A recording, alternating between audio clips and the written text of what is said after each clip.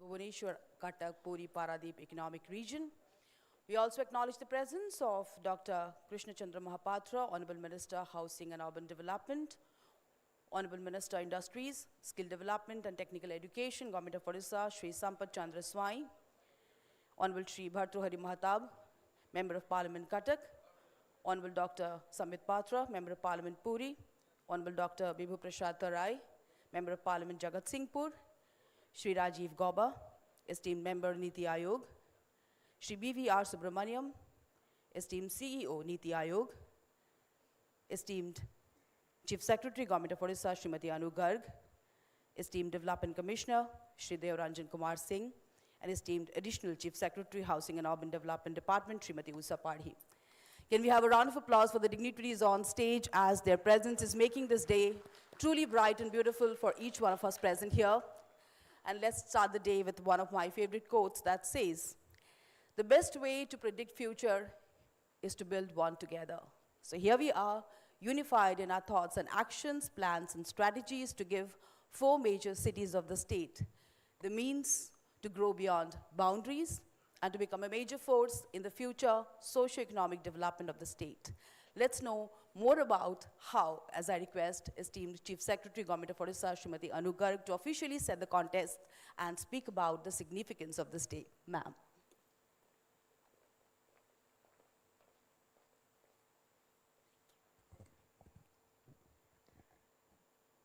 Good morning.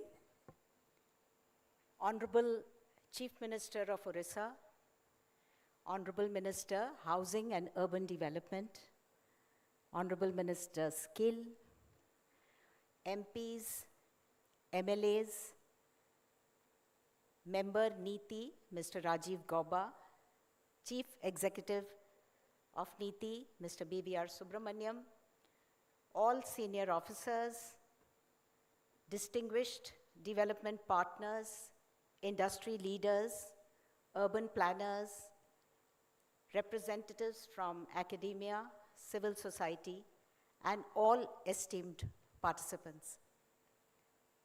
It is indeed a great pleasure for me to welcome all of you to this report launching workshop on Bhubaneswar, Cuttack, Puri, Paradeep Economic Region, which will be a landmark initiative in the development story of the state. I would like to extend my gratitude at the outset to NITI Aayog for having helped us shape this report, and to also my colleague Usha and her team for having taken this forward. Now it is said that in the World Economic Forum, the latest report that has come, they say that we have entered the intelligent age where incremental progress is no longer enough. What is required is transformation. And they say now that the competition is no longer between countries. It is between functional urban regions. And why is that? It's because of what they call the agglomeration dividend. So from city management, we are moving to economic governance. This is aligning very much with the union budget, which was announced recently, where 7 city economic regions across India will be developed. And I'm sure that we have seized the early movers advantage and we will be getting one of these in our state.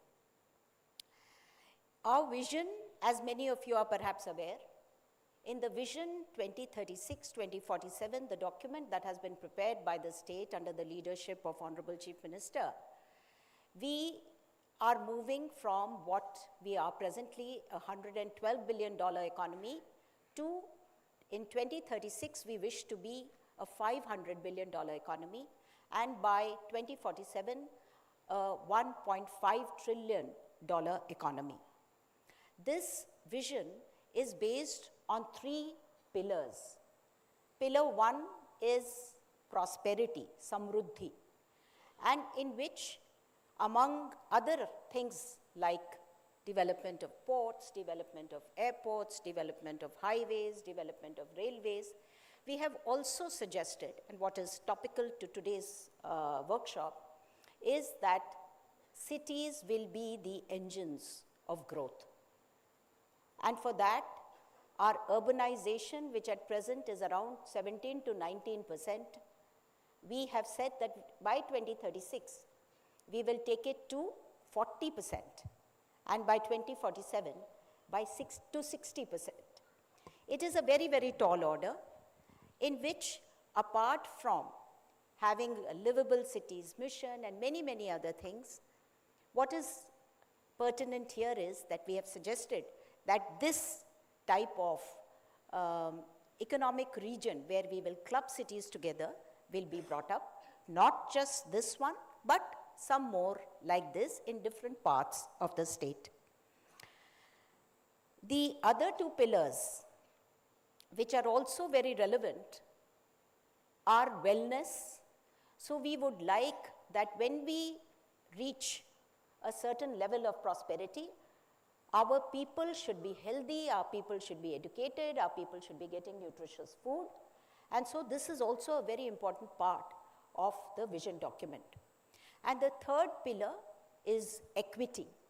How we would like different regions of the state to be partners, how we would like women, the workforce participation rate, the FLPR, presently at 49, we hope to take it to 70% by 2047. So these are some of the things which are there in our vision, and we are hoping that we will be able to achieve that. And one of the ways in which we will be achieving is this, what is going to be launched today.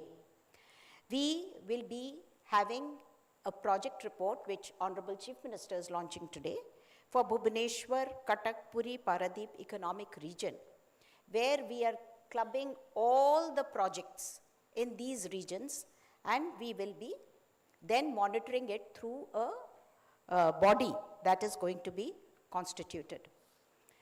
You will be surprised to know that at present also, this 4-city region contributes 19% to our present GDP.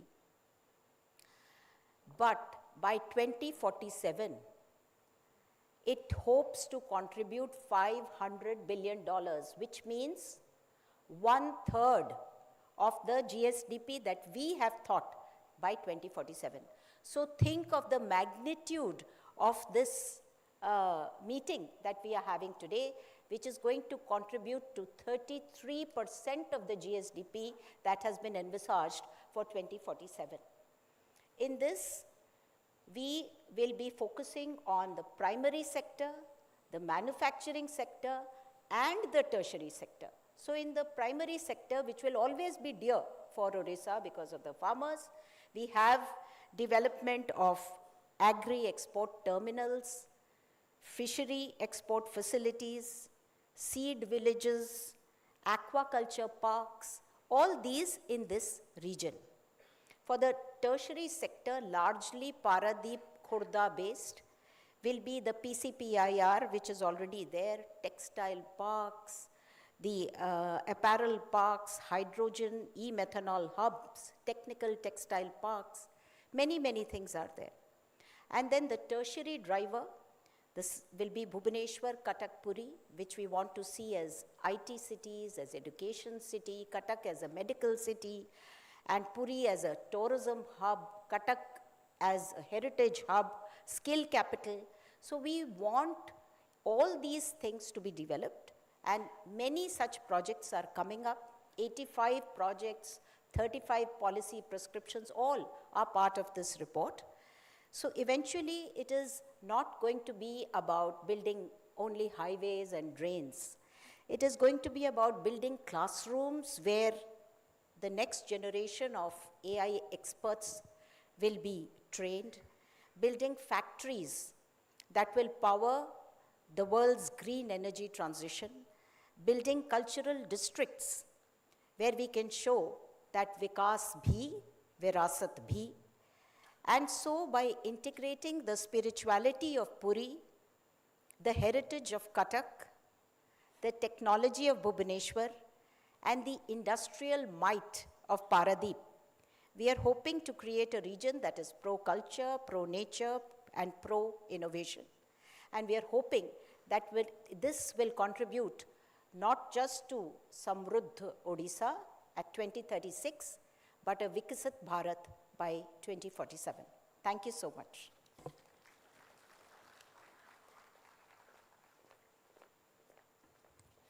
Thank you so much, ma'am. These empowering words reminds us that BCPPER marks the beginning of a golden era for the state that will contribute significantly to Viksit Odisha 2036.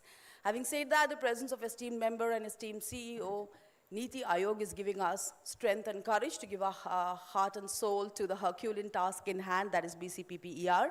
May I request esteemed CEO NITI Aayog, Shri B.V.R. Subramaniam ji, to please share his thoughts with the House. Sir. Thank you. Adarniya Mukhyamantri Mahoday, Shri Mohan Charan Maji Sahab, ministers on the dais, members of parliament on the dais, ministers, MPs, MLAs in the audience, dignitaries. This is a very, very happy moment because NITI Aayog is a think tank, and when any project or an idea reaches completion, it gives us immense satisfaction that finally it is seeing the light of the day. And this is one such idea which has originated from NITI. We have worked very, very closely with the government of Orissa. I thank the Chief Minister Saab, his team, the Chief Secretary, the former Chief Secretary when we began the work to bring it to this stage.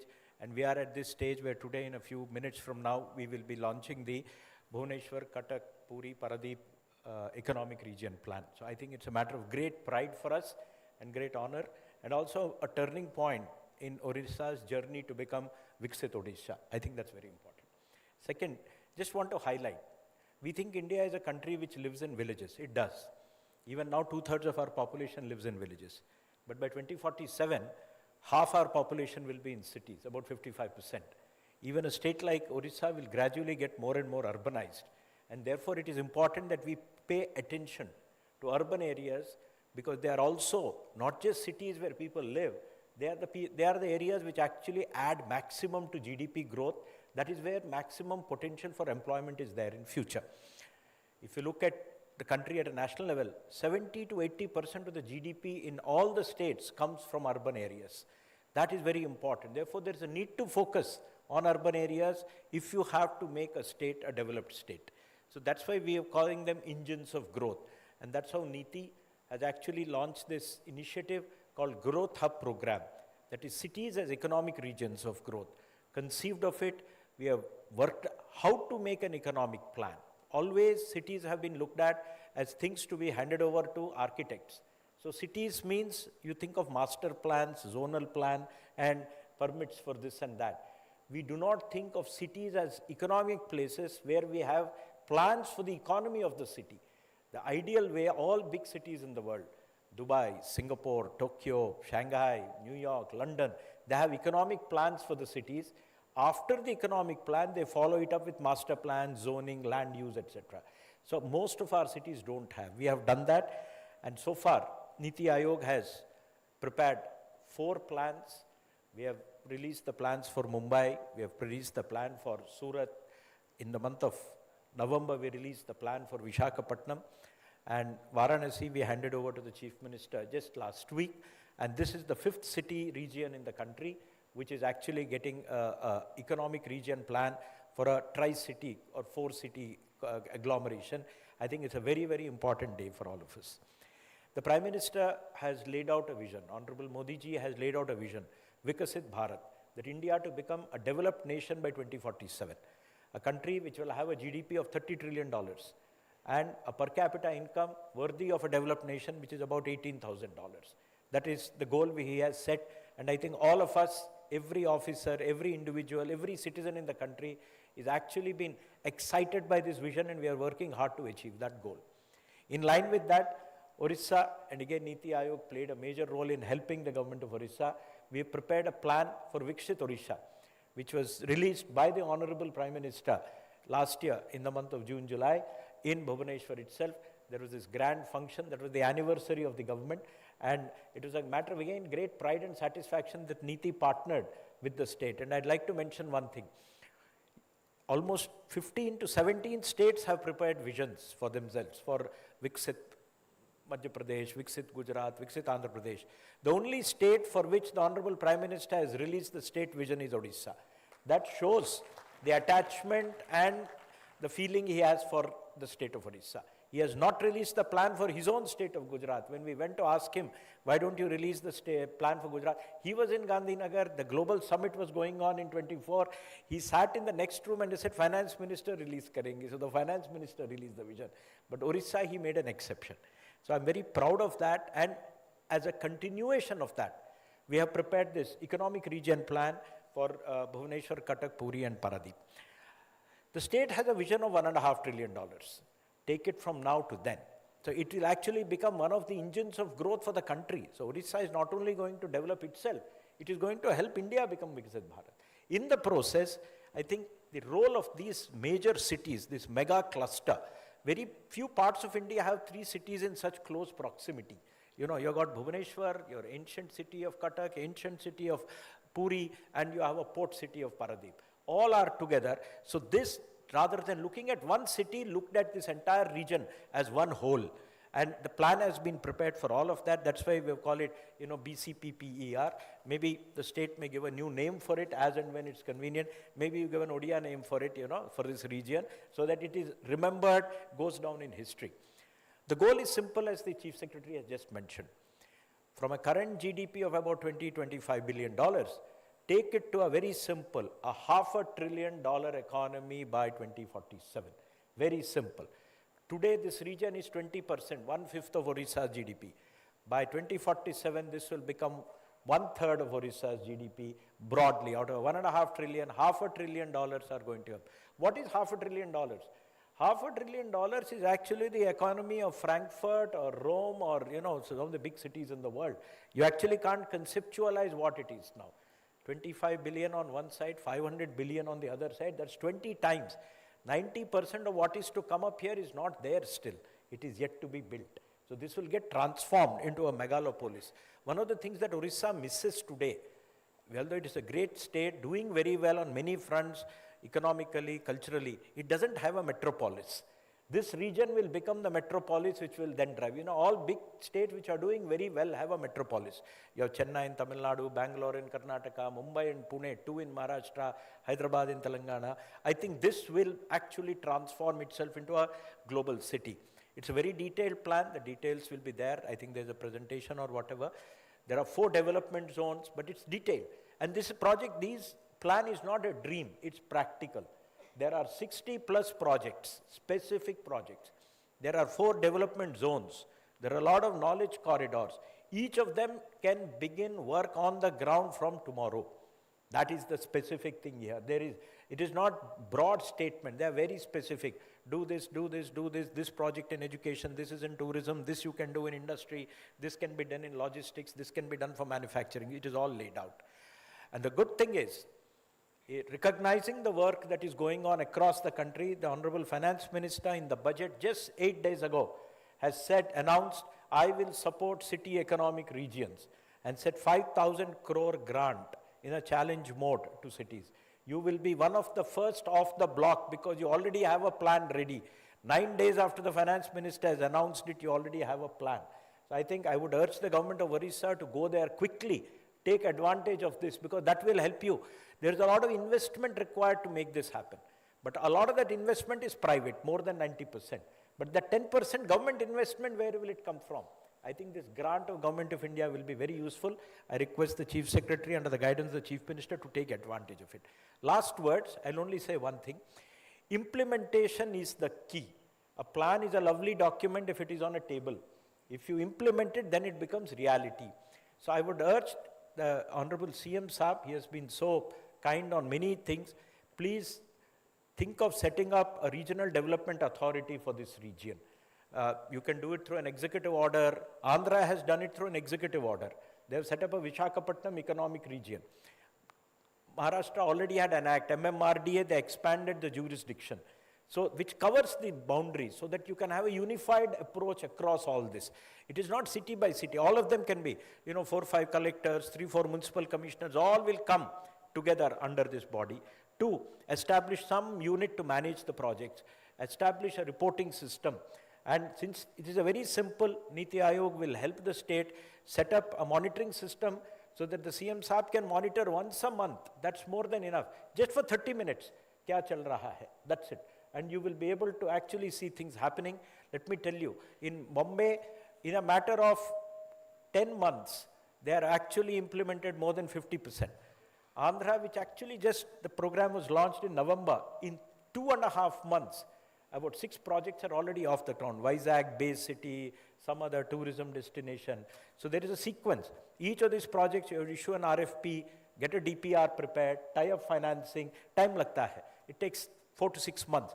I think if we get going in another week or so, you will see this actually fructifying by December in different parts. I thank everybody for their hard work. I thank the government of Orissa for having taken the leadership. Not one word here would have been possible without the help of government of Orissa. They have helped a lot.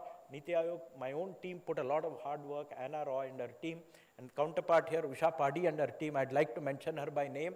Without her push and drive, this would not have come so far. I compliment them for this excellent work, and I thank everybody for this opportunity once again. Thank you.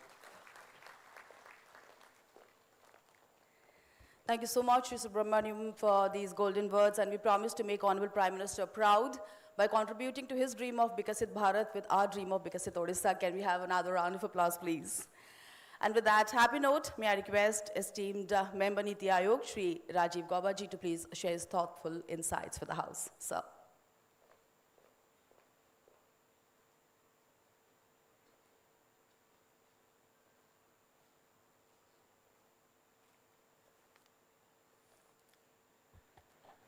Honorable Chief Minister Odisha, Honorable Ministers, Honorable Members of Parliament, Honorable MLAs, Chief Secretary Odisha, Srimati Anu Garg, distinguished delegates, ladies and gentlemen. First of all, I am extremely happy to be here today for this landmark event. I had come here on 10th June last year for a seminar prior to the launch of Odisha's Vision 2036 and Vision 2047. And Bhubaneswar, Cuttack, Puri, Paradeep Growth Hub is one of the key pillars of this vision. So I commend the state government, particularly the leadership of Honorable Chief Minister, for the tremendous dynamism and speed with which the plan for this hub has been finalized, completed, and is now ready for launch and implementation.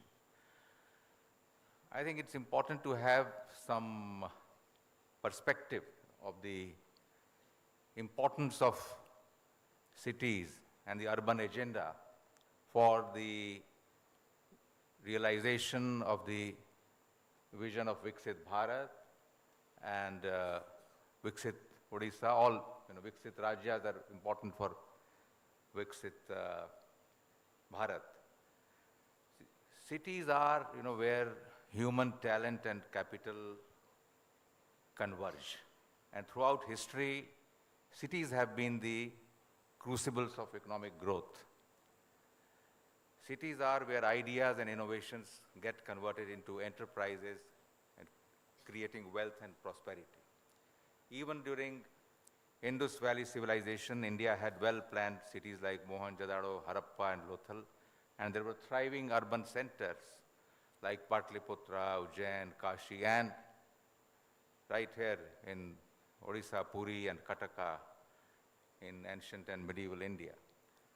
Post-independence, however, in our development trajectory, cities somehow were relegated to a secondary position. They suffered from relative neglect. Urban infrastructure deteriorated. Migration from villages was seen as a failure of state planning. Post 2014, under the leadership of the Honorable Prime Minister, there has been a paradigm change, paradigm shift in this thinking. And Government of India has launched several large urban missions like Smart Cities, Amrut, Pradhan Mantri Awas Yojana, urban in addition to rural, Swachh Bharat Mission, Urban Livelihoods Mission, and huge investments have been made, about 3.5 lakh crores, in the urban transportation, metro rails and bus rapid transit systems, regional rapid rail, and so on.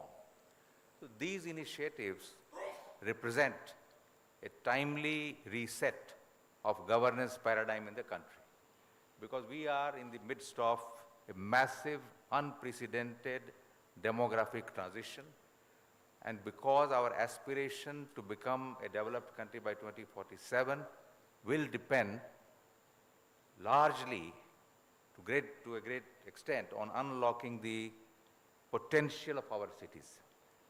India has been slow to urbanize. Our urban population is only around 35%. I think in Odisha, it is even less. It's less than 20%.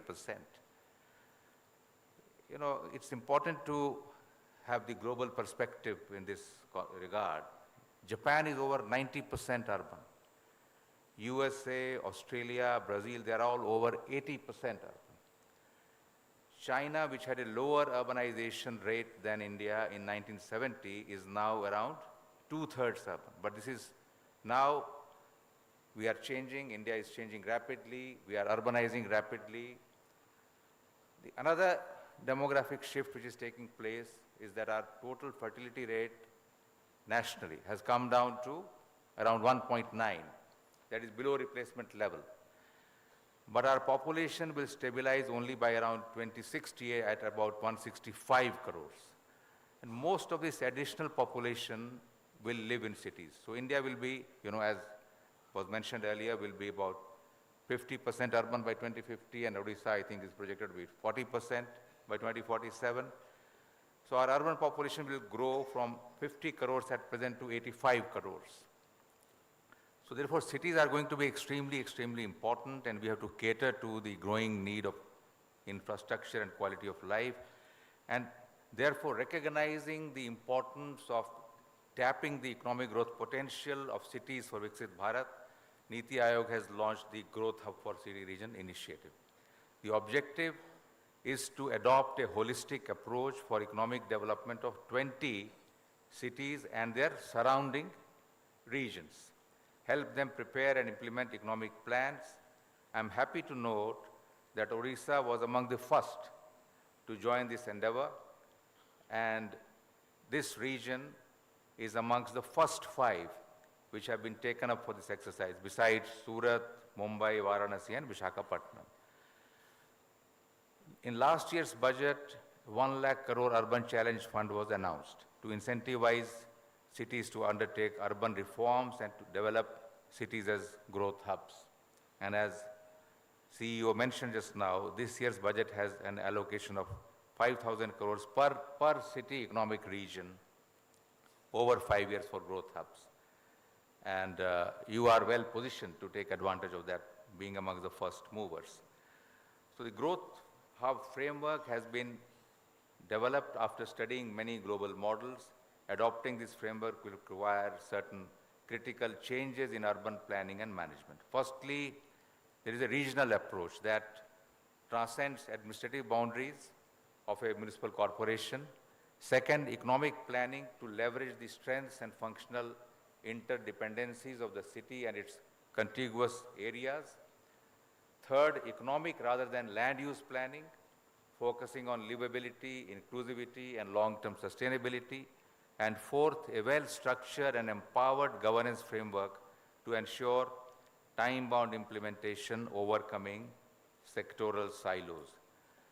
The BCPPER plan is based on this approach, and it creates a comprehensive roadmap for a region which is home to nearly 17% of Odisha's population and accounts for, I think, about 19 to 20% of the state's GDP.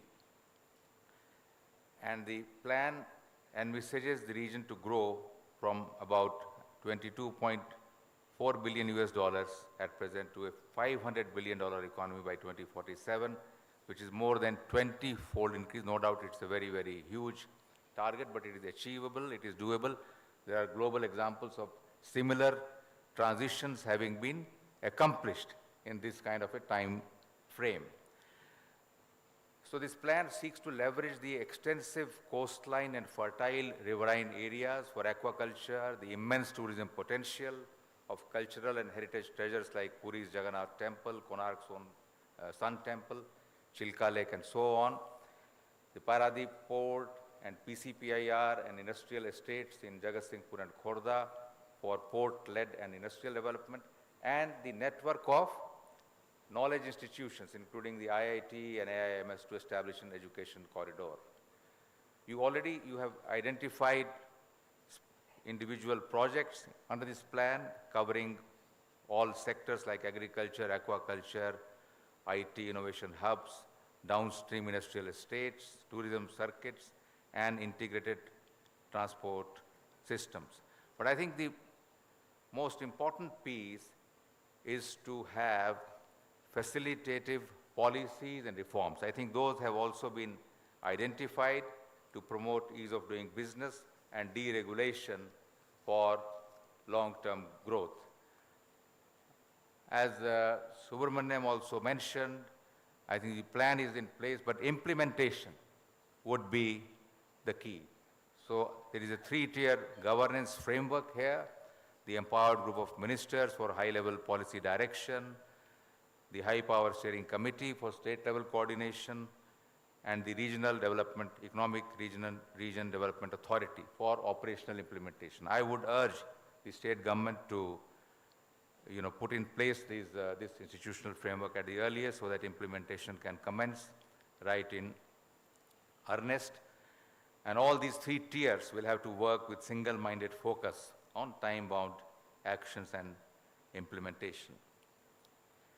I think for attracting and grounding investments, which is vital for success of this plan, you will need to pursue the deregulation agenda, which I think Odisha is already doing, but it needs to be implemented and pursued with full vigor, and embrace trust-based governance, or Jan Vishwas, as the Prime Minister has articulated it. All unnecessary compliances, licenses, frequent renewals, unnecessary and random inspections, I think they need to be removed, lock, stock, and barrel. So while you have the 3-tier governance framework in place, I think the most important priority should be to improve parallelly the quality of life in the cities, the quality of public services. Because for people to come and invest in cities, you have to improve the quality of life.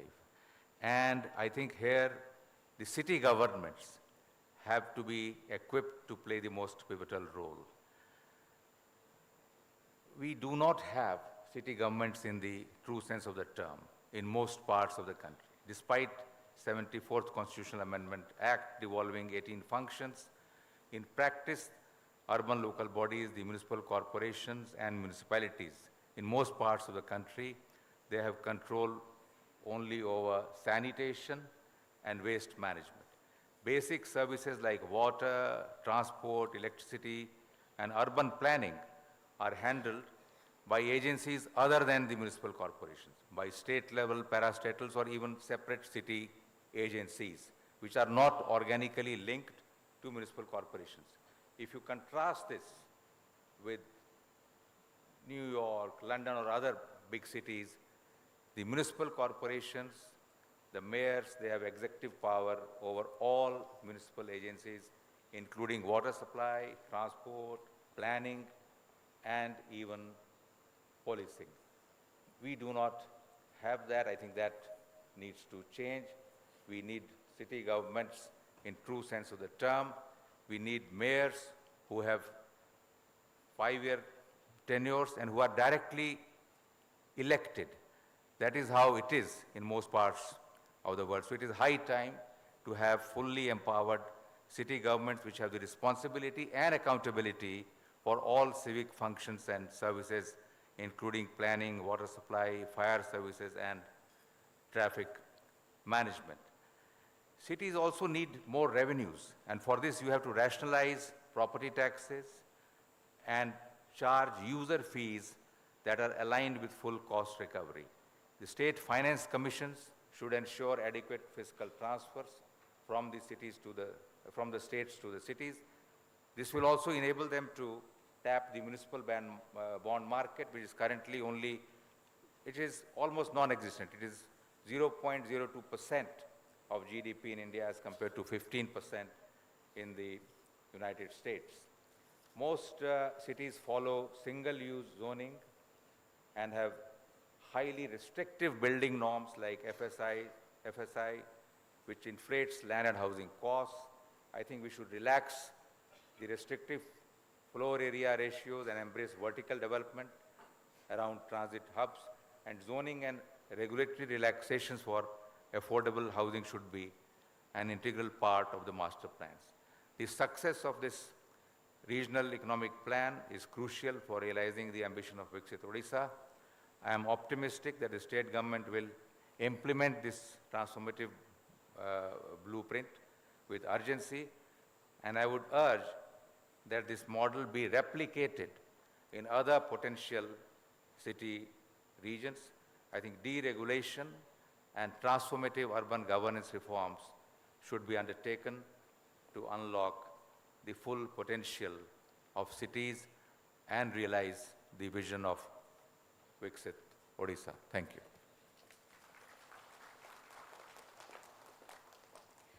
Thank you so much, Rigaba, for reminding us that it's going to be a glorious journey to transform 4 cities that we Odias are truly proud of into brand ambassadors that will show us the first glimpse of how cities in the Viksit Odisha 2036 gonna look like. Can we have a round of applause for NITI Aayog for supporting us and giving us all the courage in this wonderful journey. Ladies and gentlemen, today the shining cities of the state tells the story of our steady development. Our Honorable Minister, Housing and Urban Development definitely have a very significant role to play. So congratulating him for this outstanding success, may I request you, sir, to please share your thoughts with the House. Dr. Krishna Chandra Mahapatra.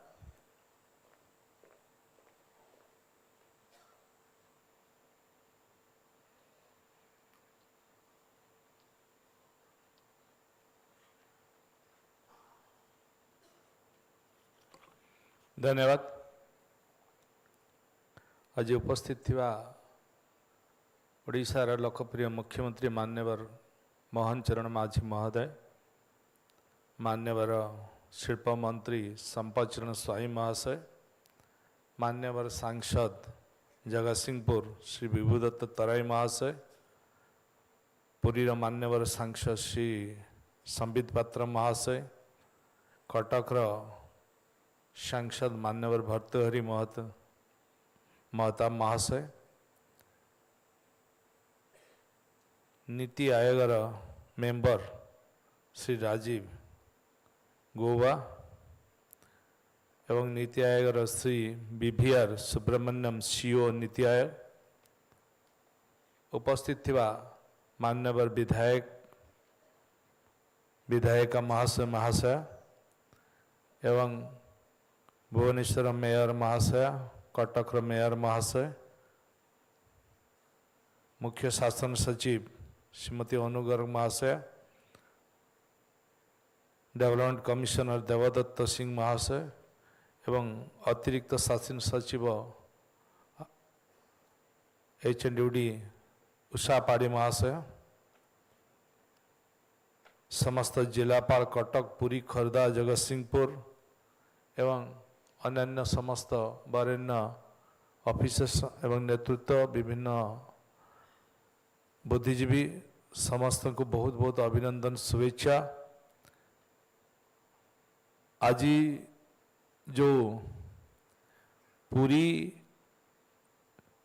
Cuttack, Bhubaneswar, Paradip BCPPER आज जो पुस्तक उन्मोचित होची, यह आम समस्त ओडिशार भविष्यत एक निर्णायक भूमिका नवाक जाउछि। यशस्वी मुख्यमंत्री जो परिकल्पना करिसेंती 2036 मसीहा सुधा ओडिशा को एक विकसित राज्य रे परिणत करिवा पाई एवं यशस्वी प्रधानमंत्री नरेंद्र मोदी जो लक्ष्य रही विकसित भारत गठन करिवा पाई 2047 मसीहा सुधा तेणु ये अर्थनैतिक अभिवृद्धि करिवा पाई ये एक सहायक हेबो तेणु ये बहु उपयोगी आज यशस्वी मुख्यमंत्री जो भली भाव में ओडिशा विगत दिन में विकास हवा कथा बा अर्बानाइजेशन जी बढ़िया कथा ता बढ़ी नहीं एबे आम लोकप्रिय मुख्यमंत्री मोहन चरण माझी आसिला परे ओडिशा रे अर्बान ग्रोथ को अधिक प्राधान्य देइछंती अर्बान विभाग को मध्य प्राधान्य देइछंती जो भली भाव में ओडिशा रे अर्बानाइजेशन बढ़िया कथा जदि आमे केंद्रीय हार को देखा मात्र 17-18% ओडिशा रे थिला बेले भारत वर्ष रे ताहा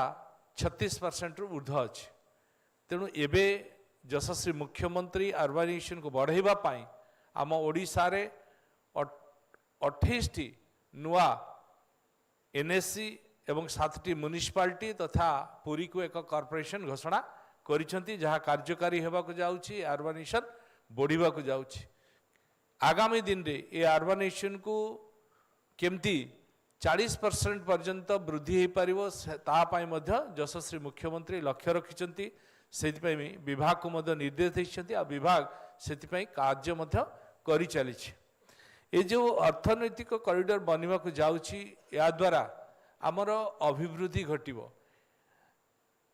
प्लानिंग इंटीग्रेटेड प्लानिंग हो पारिबो जो बड़ी भाव में धरे जो आमे पूरी पीकेडीए अथॉरिटी अछि भुवनेश्वर डेवलपमेंट अथॉरिटी अच्छी कटक रे कटक डेवलपमेंट अथॉरिटी अच्छी पारादीप डेवलपमेंट अथॉरिटी अच्छी ये निजस्व ये रे काम करुछंती इंटीग्रेटेड ना एमान को समस्त को मिसेकी काम करिबा पाई ए विभाग पूरा संपूर्ण भाव में इंटीग्रेटेड भाव में काम करिबो डेवलपमेंट केमते शिल्पर विकास हबो शहरीकरण विकास हबो संस्कृतिर विकास हबो ऐतिह्यर विकास हबो ये पाई पूरा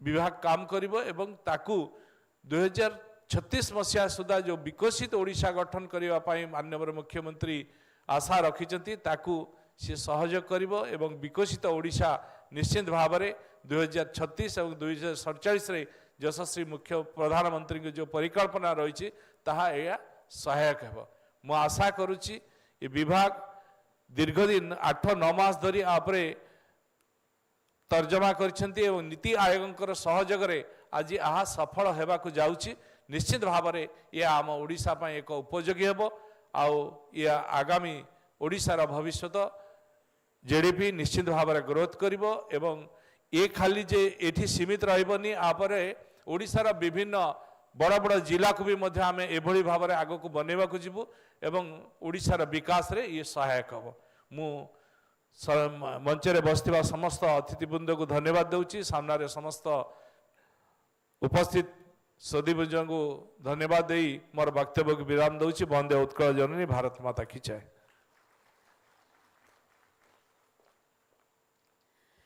कोटी धन्यवाद माननीय मंत्री महोदय आपणकर ए सशक्त शब्द आमको शक्ति दउछि कि आमे ए बड़ स्वप्न बीसीपीपीआर को सफल करिबारे समर्थ हबु। Ladies and gentlemen, let us now unveil the gateway to future as I request Honorable Chief Minister Shri Mohan Charan Majhi to please unveil the BCPPER report.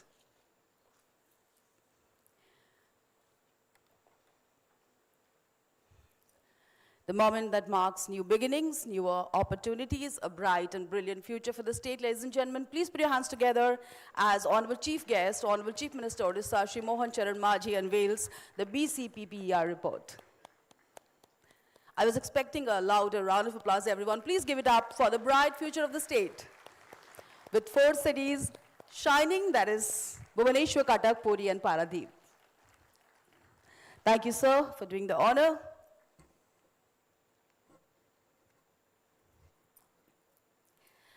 And let us now show you a very special audiovisual that will tell you volumes about how BCPPER is going to transform lives and create newer opportunities. Can we have the audiovisual, please?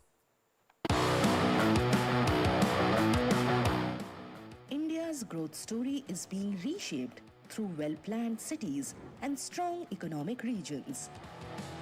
guided by the vision of Honorable Prime Minister Shri Narendra Modi, who has emphasized that urban planning will determine the destiny of India in Amrit Kal.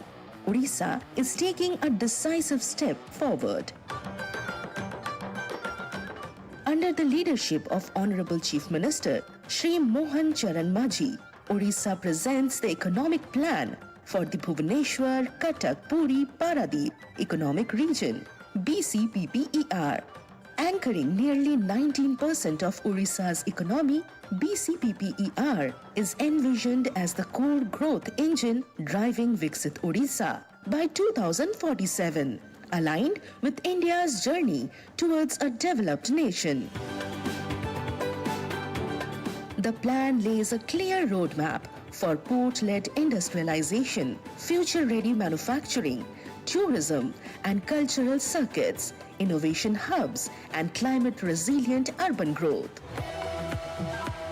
With 80+ strategic projects and 30+ policy interventions, BCPPER will unlock investment, generate high-value employment, strengthen exports, and position Odisha as Eastern India's global trade gateway.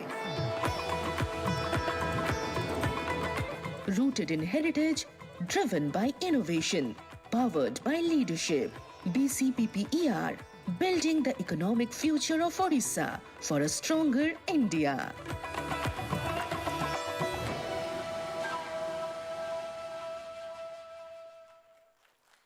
The audiovisual says it all. Can we have an overwhelming round of applause for Bhubaneswar, Cuttack, Puri, Paradeep Economic Region? Thank you so much. Ladies and gentlemen, today the development of Odisha is being considered exemplary, one of its kind, because we are breaking barriers with pro-people policies, bringing positive change at the grassroots level with our futuristic programs. And behind this truly inspiring journey is the leadership of our Honorable Chief Minister, who represents simplicity, humility, hard work, and love for people, and a strong commitment for Bikasit Odisha 2036 that says, all for development, development for all. Amidst your overwhelming round of applause, may I request our chief guest, Honorable Chief Minister Odisha, Shri Mohan Charan Majhi, to please share his thoughts with the House. Sir.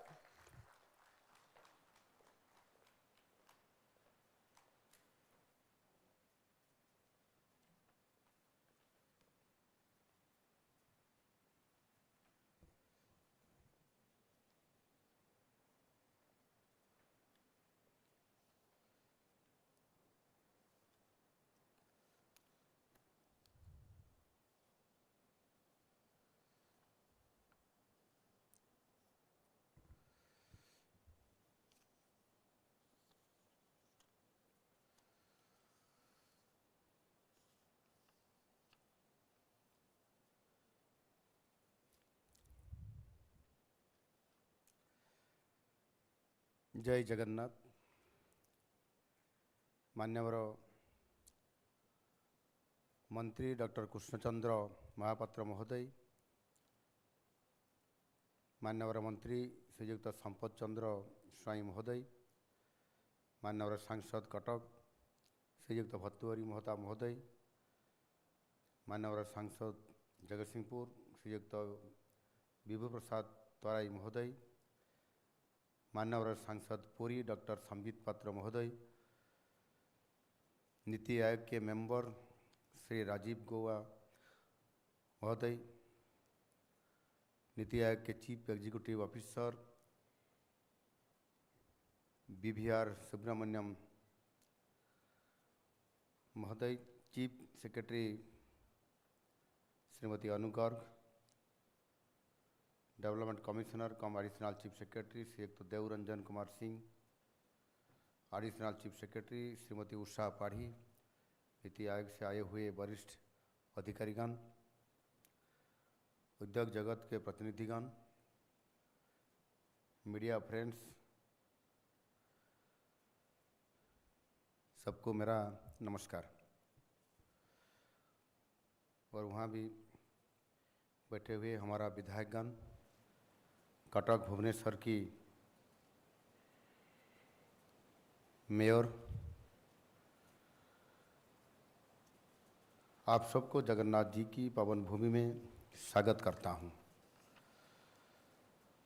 आज नीति आयोग के CEO और उनके team बहुत ही सही समय पर पधारे हैं, क्योंकि एक हफ्ते पहले केंद्रीय बजट लोकसभा में प्रस्तुत हुआ है और 2 हफ्ते बाद ओडिशा का बजट विधानसभा में भी प्रस्तुत होगा।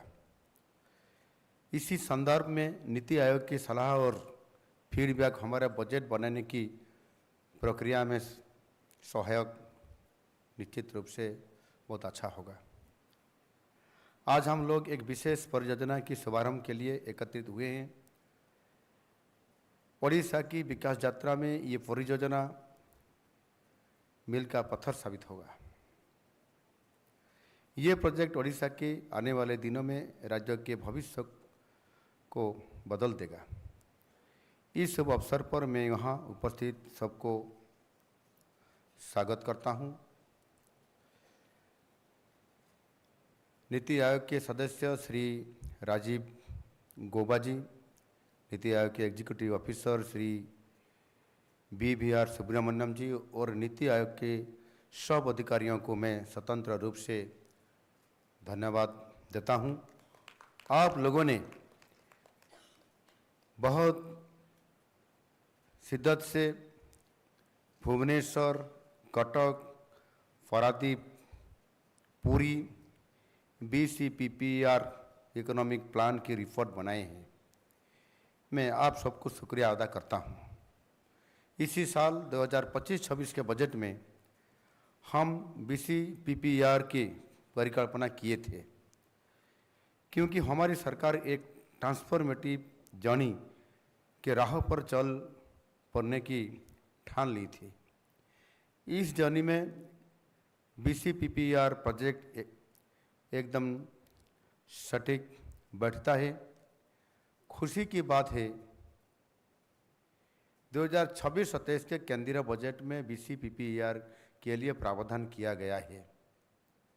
इसके तहत देश के विभिन्न प्रांतों में सिटी इकोनॉमिक रीजन CR बनाया जाएगा। हर CR को विकसित करने के लिए 5,000 करोड़ रुपया दिया जाएगा। ओडिशा सरकार की ये परिकल्पित योजना सरकार की तरफ से सहायता प्राप्त हुआ है। इसको कहते हैं डबल इंजन की सरकार। इसके लिए मैं माननीय प्रधानमंत्री नरेंद्र मोदी जी और अर्थमंत्री निर्मला सीतारमण जी को अपना आभार व्यक्त करता हूँ। भुवनेश्वर, कटक, पुरी और पारादीप राज्यों के सबसे बड़े और आर्थिक दृष्टिकोण से सबसे ज़्यादा महत्वपूर्ण वो क्षेत्र है। भौगोलिक दृष्टि से भी ये 4 शहर राज्यों के अर्थनीति का ग्रोथ इंजन साबित होगा। इसलिए ये 4 शहर को आधारभूत संरचना के साथ जोड़ना बहुत ही जरूरी था। अभी यह क्षेत्र ही ओडिशा के अर्थनीति को 19% कंट्रीब्यूट करता है। 2025 तक इस रीजन की अर्थनीति $22.38 बिलियन है। हम इस 4 शहरों को एक कॉमन ग्रोथ प्लान के साथ जोड़ रहे हैं। ये भी शहर अभी एक सिनर्जी के साथ अभिवृद्धि का केंद्र बनेंगे। 2027 तक सिर्फ इस रीजन की इकोनॉमी $500 बिलियन तक पहुंचेगा। This region is going to be a new star in the growth sky of India. इन 4 शहर में हर एक का अपना अपना विशेष सामर्थ्य है। भुवनेश्वर की टेक्नोलॉजी और कटक का बिजनेस ट्रेडिशन, पुरी की सांस्कृतिक गरिमा और पारादीप के बंदरगाहों, इन सब का जब समन्वय होगा तो ये एक बड़ा ग्रोथ इंजन बनेगा।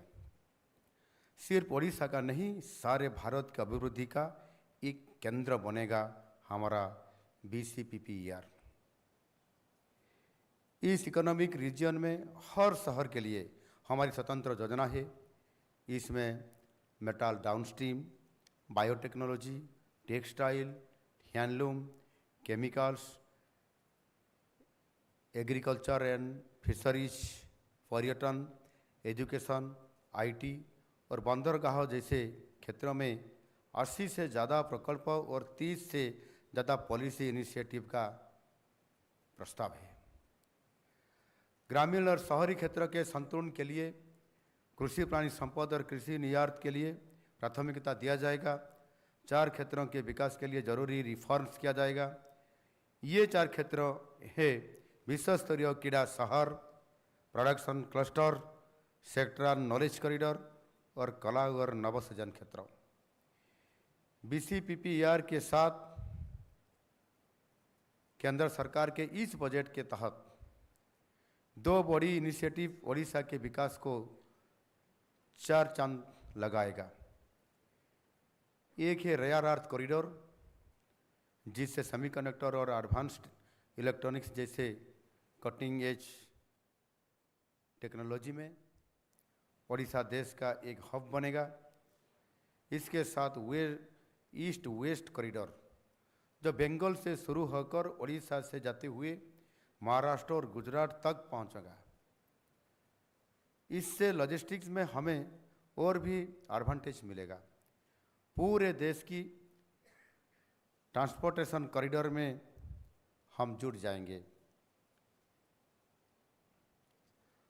हम ये सब जो पदक्षेप ले रहे हैं, हमारा एकमात्र लक्ष्य है हमारा बच्चों के लिए सुनहरा भविष्य बनाना, 2036 में समृद्ध ओडिशा बनाना और 2047 में विकसित भारत बनाना।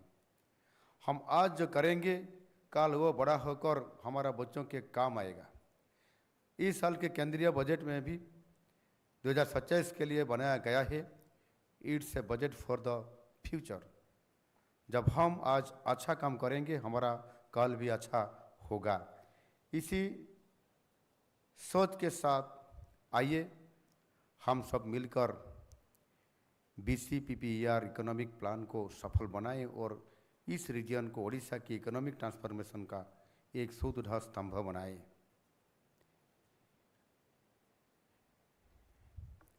आज बड़ सौभाग्यर दिन निश्चित भाव में आम समस्तंकर पाई आमर विजन 2047, आम विजन 2036 पाई समृद्ध ओडिशा तथा विकसित ओडिशा एवं 2047 पाई विकसित भारत, ये जो स्वप्न देखिकी एवं योजना करी आम विजन को आखि आगे रखिकी बहुत बड़ मिशन रे आम आगू जाउछंती एवं से प्रथमरू आमर यशस्वी प्रधानमंत्री नरेंद्र मोदी जी जेभली भाव में आमको आम ओडिशा को भारत वर्षर पूर्व क्षेत्र को गुरुत्व आरोप करिछंती, पूर्वोदयर कथा कहिछंती एवं ओडिशा विकसित भारतर ग्रोथ इंजिन है काम करिवो। अर्थनैतिक दृष्टिकोण आम श्रेष्ठ भारत वर्षर 5टी राज्य भितर आम प्रवेश करिबा। आउ ये काम को पूरा करिबा पाई निश्चित भाव में केंद्र सरकारंकर सहयोग तथा डबल इंजिन हिसाब रे आमको बहुत तेजी से अर्थात बहुत स्पीड रे आमको दौड़ापी पड़ो। और से दृष्टिकोण आज निश्चित भाव में मोदी जी थरे नुह 2 थर नुह माननीय प्रधानमंत्री जी 7 थर आम ओडिशा को आसी, आगामी दिन में आसबार कार्यक्रम अच्छी एवं जो विजन नहीं कि आम जाऊँगी आउ केंद्र बजेट जेभली भाव में आज आमको सहायता प्रदान करुच्ची। ये पर्यटन क्षेत्र को अग्राधिकार देवा हो बा रेयर करी माने पूर्वटन रे जो आमर रेयर मिनेराल्स अच्छी क्रिटिकल मिनेराल्स अच्छी ता उपरे किभली भाव में आमे तार व्यवहार केमती करि परिबा। आमे शिल्पायन करुछंती उत्कर्ष ओडिशा, आमे क्रॉप डाइवर्सिफिकेशन करुछंती, जो कृषि क्षेत्र गोटे बहुत बड़ क्षेत्र किंतु आम राज्य जीडीपी रे तार भूमिका बहुत कम रोच और से कृषि अणकृषि एवं ताहा सहित आमे किभଳି भाବରେ क्रॉप डाइवर्सिफिकेशन करी आमକୁ आगକୁ बढ़िबा ई प्रकार समस्त योजना को नेकरी आज आमे आगକୁ बढ़ुछंती किंतु सहरर विकास बिना आ सहरांचल को फोकस करी जदि आमर इकोनॉमी एवं आमर प्रत्येक योजना को आमे सहरर विकास सहित न जोड़िबा ताहले आमर अर्थनीतिर अभिवृद्धि एवं लोकों को कर्म जोगेबा काम जोगेबा जॉब क्रिएशन करेबा ये निश्चित भाव में आमको कौटी ना कौटी बाधा सृष्टि करि पारे आउ ताकू आधार करी जो आमे चिंता करिथिले जे जते बड़े आमर विजन को आखि आगे रखिकी आमे केमिति बढ़िबा आउ सेथिपाई आमे ये BCPPER इकोनॉमिक प्लान जो आमे बनै थिले सेथिपाई ये गोटे बहुत बड़ आमको अर्थनैतिक दृष्टिकोण आम अभिवृद्धि को ओडिशा को बहुत आग को नहीं पारिबो एमिति अनेक राज्यर अनेक सहर 1 2 3 सहर को मिसैकरी जोड़िकरी अनेक एक इकोनॉमिक रीजन करा जाइछि जेमिति आपनकर हैदराबाद सहित सिकंदराबाद या को जोड़िकी एक ग्रेटर हैदराबाद करा जाइछि आज यदि आम देखा ताहले 80% रेवेन्यू दौछि केवल ये 2टी सहर अर्थात ग्रेटर हैदराबाद बाकी ओनली 20% आपंकर ग्रामांचल रूरल एरिया रू आपको जी रेवेन्यू मात्र ओनली 20% से भली भाव में अनेक सहर अच्छी से सहर गुड़िक देशर जीडीपी ठारू मध्य बड़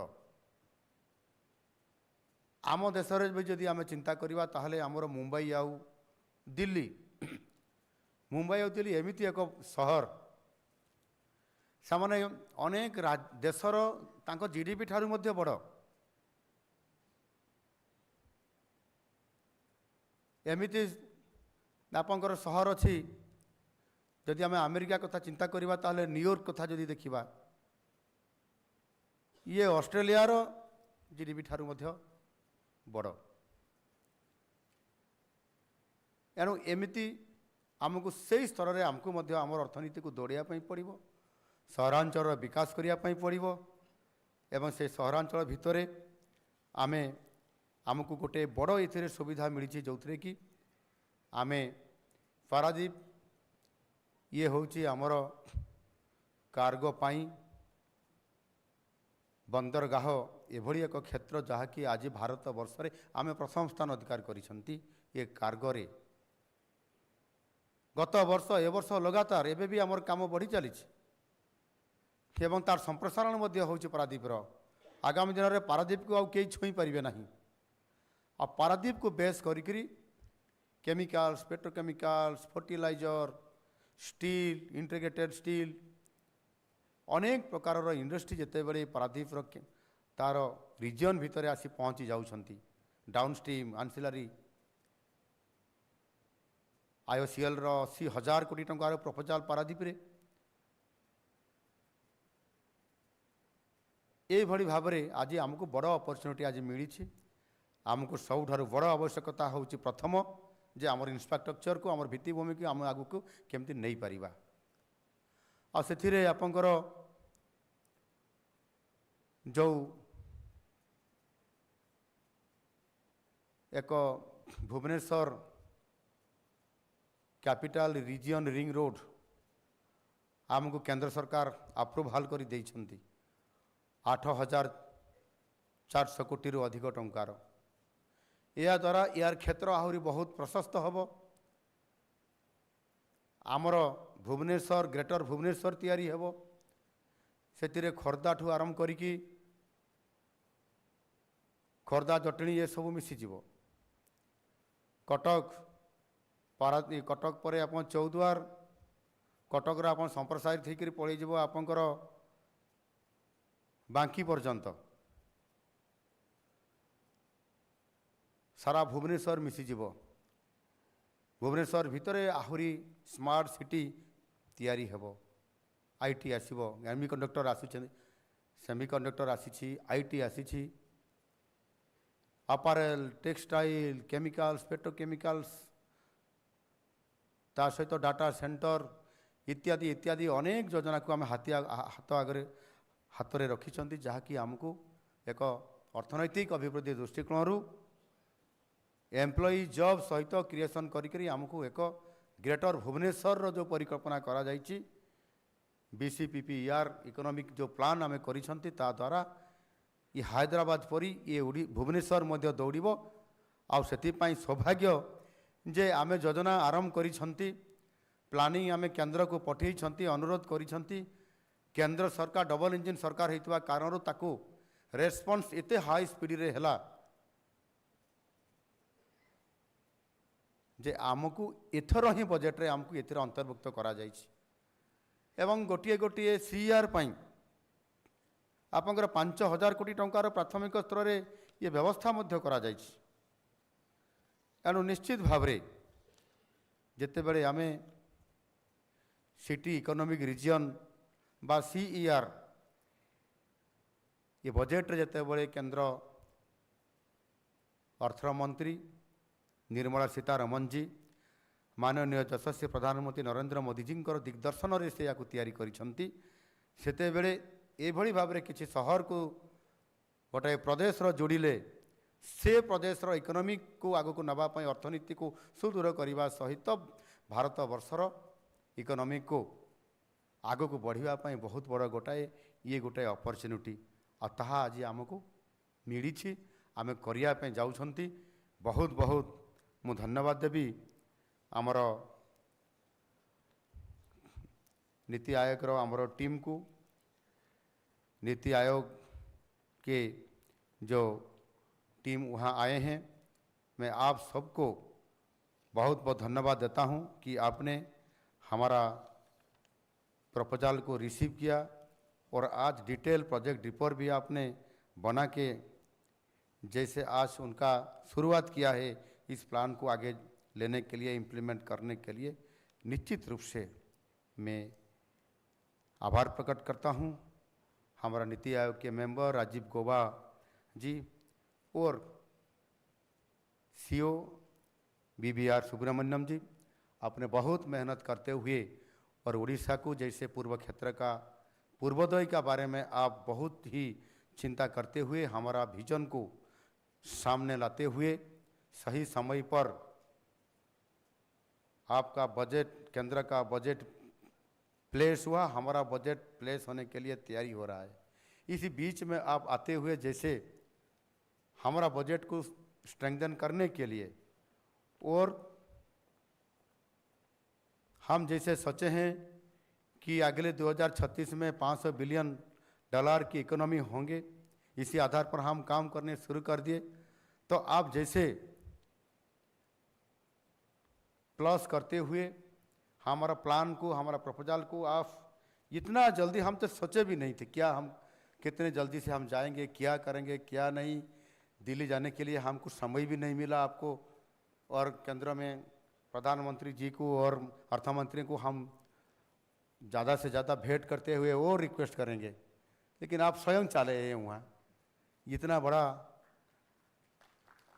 मुहूर्त अपॉर्चुनिटी निश्चित रूप से हम बहुत ही भाग्यशाली हैं हम लोग और हमको इतना सपोर्ट मिला और काम करने के लिए निश्चित रूप से हमारा मन में जो हम चाहते हैं आपका मन में वो आ जाता है और वो प्रकट होते हुए हमको सफल कराने में आगे बढ़ाने के लिए जो ताकत हमको मिलती है निश्चित रूप से हम ही निश्चित रूप से ग्रोथ इंजन बनेंगे उड़ीसा विकसित भारत को आगे लेने के लिए धन्यवाद भारत माता की जय वंदे उत्कल जननी कोटि धन्यवाद माननीय मुख्यमंत्री महोदय आपके ये सशक्त शब्द BCPPR के इस बड़े यात्रा में हमारा मार्गदर्शन निश्चित रूप से करेंगे can we have another round of applause for honourable chief minister Shri Mohan Charan Majhi Ladies and gentlemen, we have small tokens of gratitude for dignitaries on stage. May I request Honorable Minister Dr. Krishna Chandra Mahapatra and esteemed ACA Srimati Usha Padhi ji to please do the honor of felicitating Honorable Chief Minister Shri Mohan Charan Maji for his graceful presence for his support in making this day truly special and bright and beautiful for each one of us. That's a happy side on stage as Honorable Minister Dr. Krishna Chandra Mahapatra is wrapping Honorable Chief Minister in the warmth of our handloom and hospitality, and esteemed ACS is presenting the beautiful silver filigree that my city, Cuttack, is world famous for. We also have a GI tag. You got to say this when you're a Cuttackiya. And we request Team Urban to present tokens of gratitude to each of the dignitaries on stage, because Bhubaneswar, Cuttack, Puri and Paradeep are towns we Odiyas have grown up admiring and traveling. So seeing them being transformed into futuristic cities is a dream of every Odiya. And this token of love is a constant reminder of the commitment of the dignitaries who will have a significant role to play in making BCPPER a grand success. Can we have a round of applause for the dignitaries on stage? The stage looks so enlightened right now with their kind presence.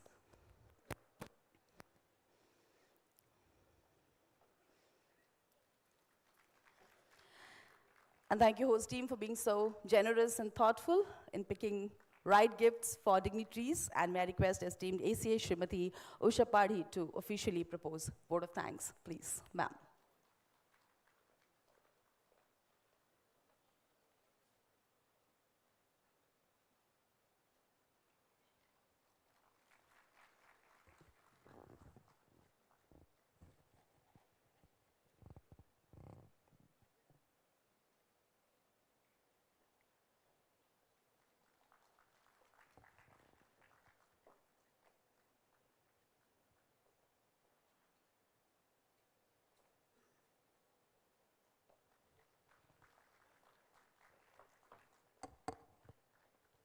Thank you, sir. Thank you, everyone. Honorable Chief Minister Mahoday, jar मार्गदर्शन रे ओडिशा विकास पत्रे आगे जाउची आम team urban रो परिवार मुख्य मान्यवर मंत्री H&UD आमर अनुरोध रक्षा करिकी आज उपस्थित थिबा Honorable MPs of Cuttack, Puri and Jagatsinghpur राज्य रे अधिक निवेश आनिबा पई सबु बेले प्रतिश्रुतिबद्ध आमर Honorable Minister Industries आमर अनुरोध रक्षा करिके एटी उपस्थित थिबा विभिन्न अंचल रो आस्थिबा Honorable MLAs, Honorable Mayors of Bhubaneswar and Cuttack जे आमर अर्बन विभाग रो मुखिया माने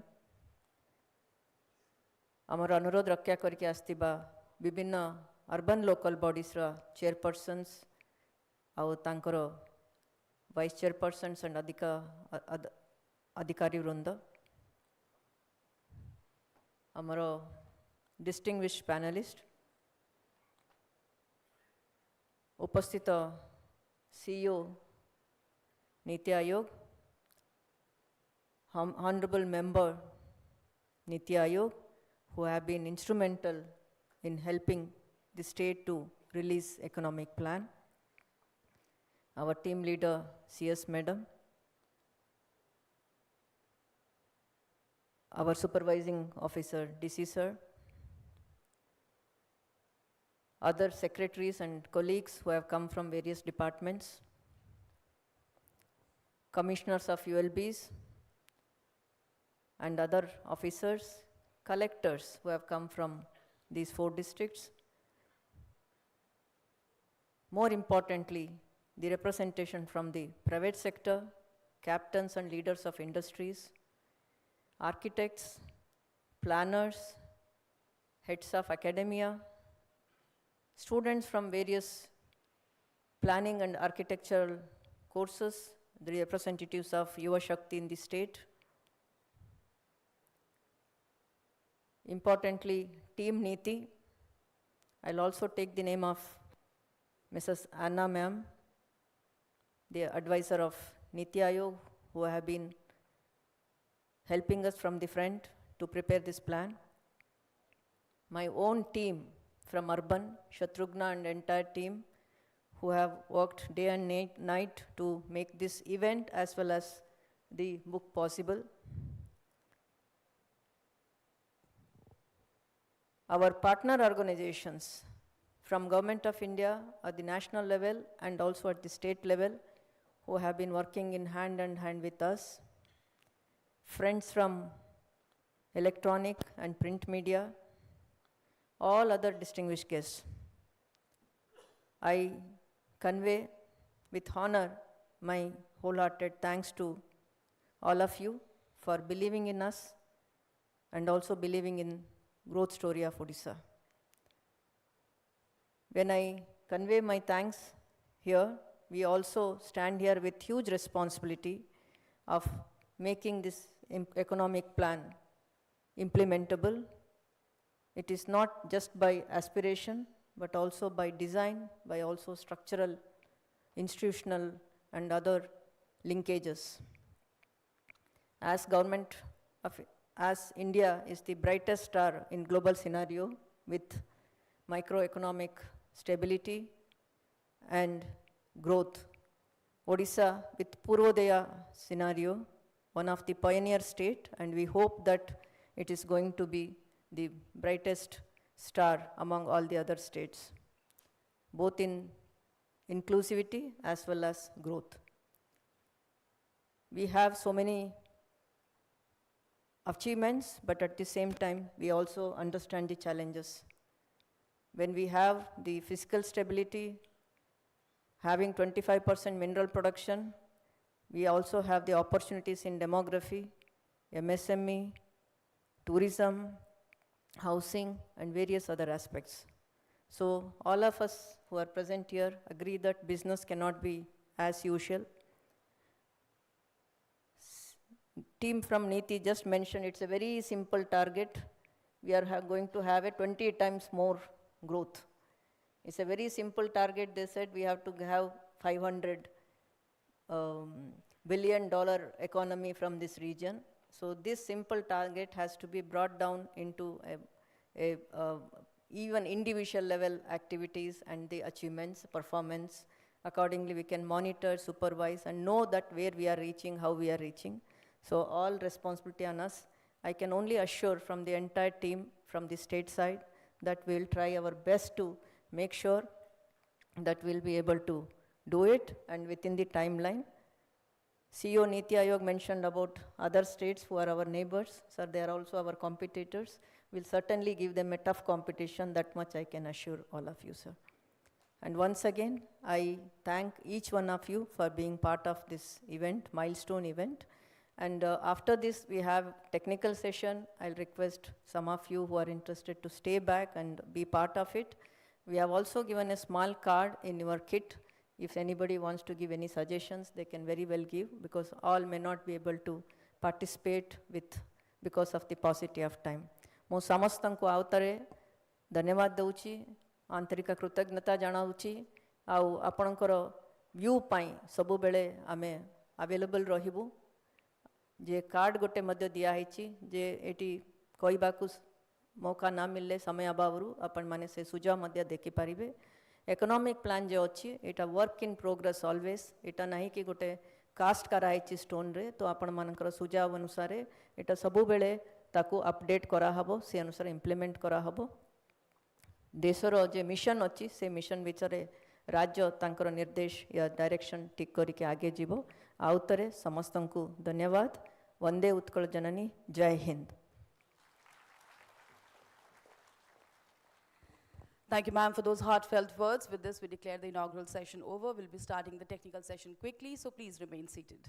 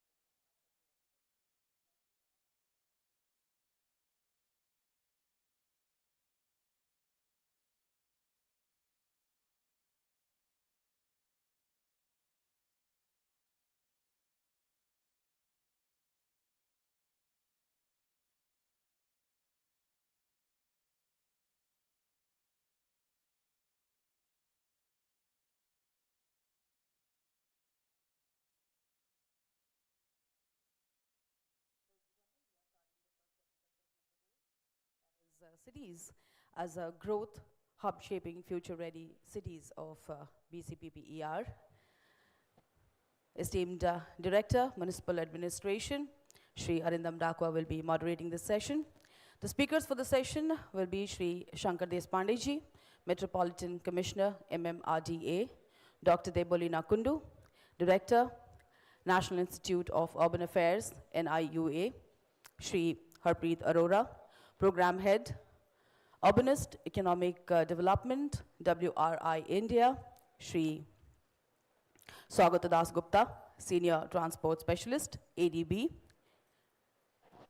We have the graceful presence of Honorable Member of Parliament Cuttack, Shri Bhartrihari Mahtabji. Esteemed CEO, NITI Aayog, will be joining us. I think he's already here on stage. Shri BVR Subramaniamji. May I request esteemed ACS, Housing and Urban Development, will be joining us shortly. May I request esteemed moderator, Shri Arindam Dakwa, to please take the session forward. Sir.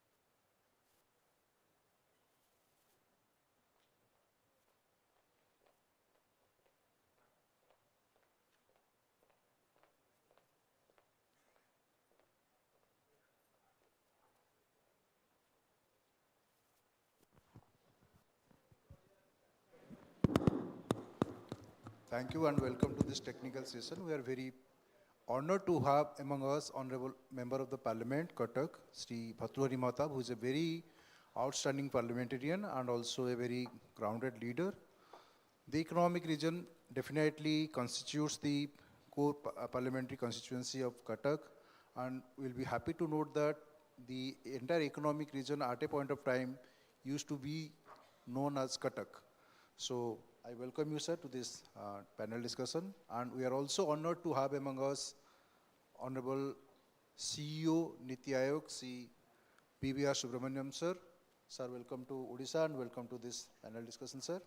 And also we are being very shortly joined by Additional Chief Secretary of the Department, Srimati Usha Padhi, who is the team lead for the Housing and Urban Development Department of Odisha.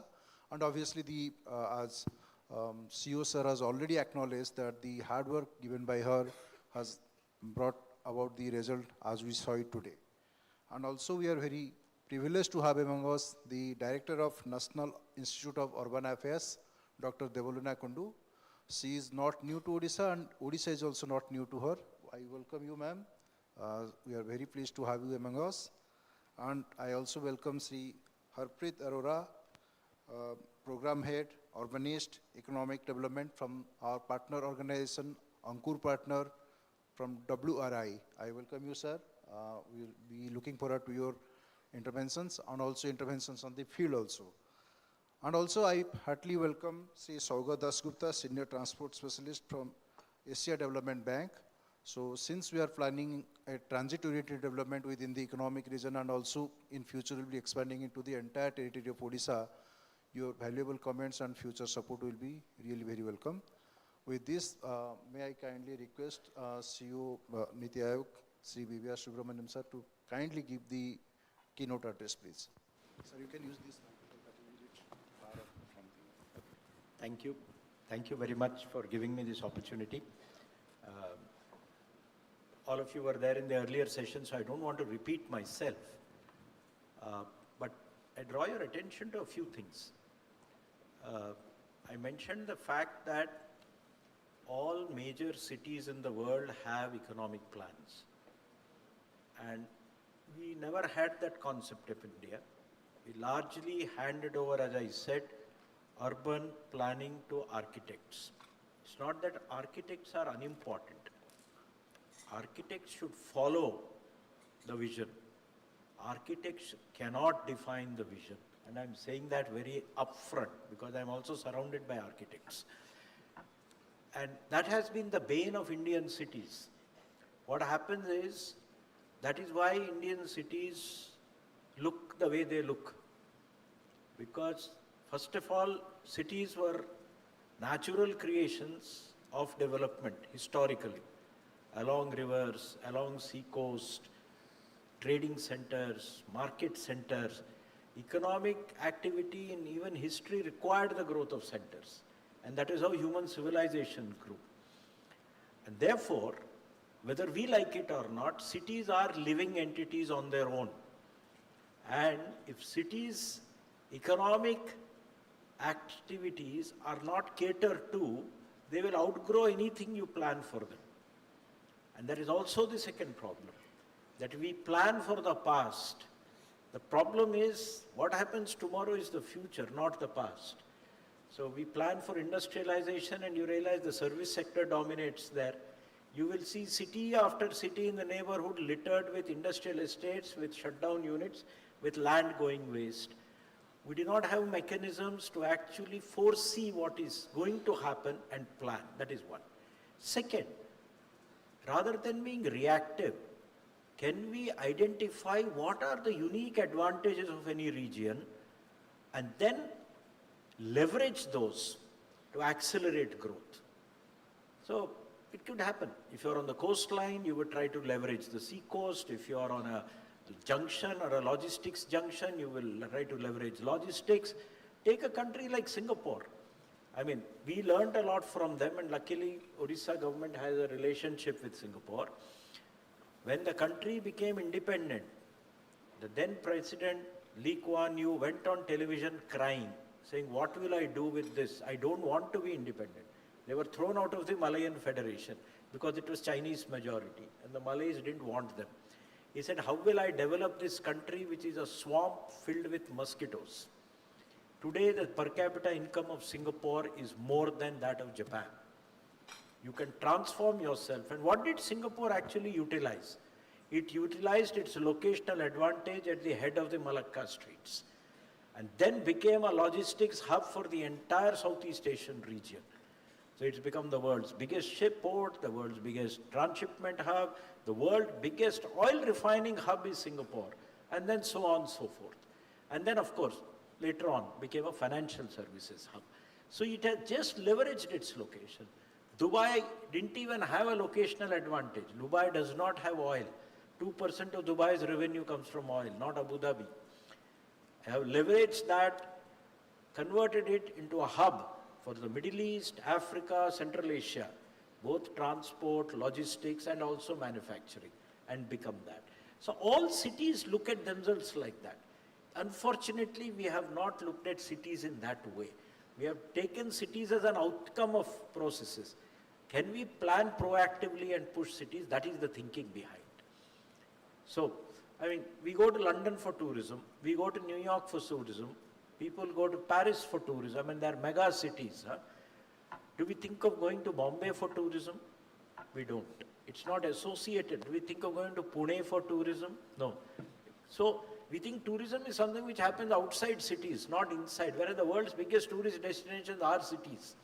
So we think tourism is somewhere in the jungle, sea coast, not in cities. Unfortunately, that's the reverse actually. So we need to plan for those.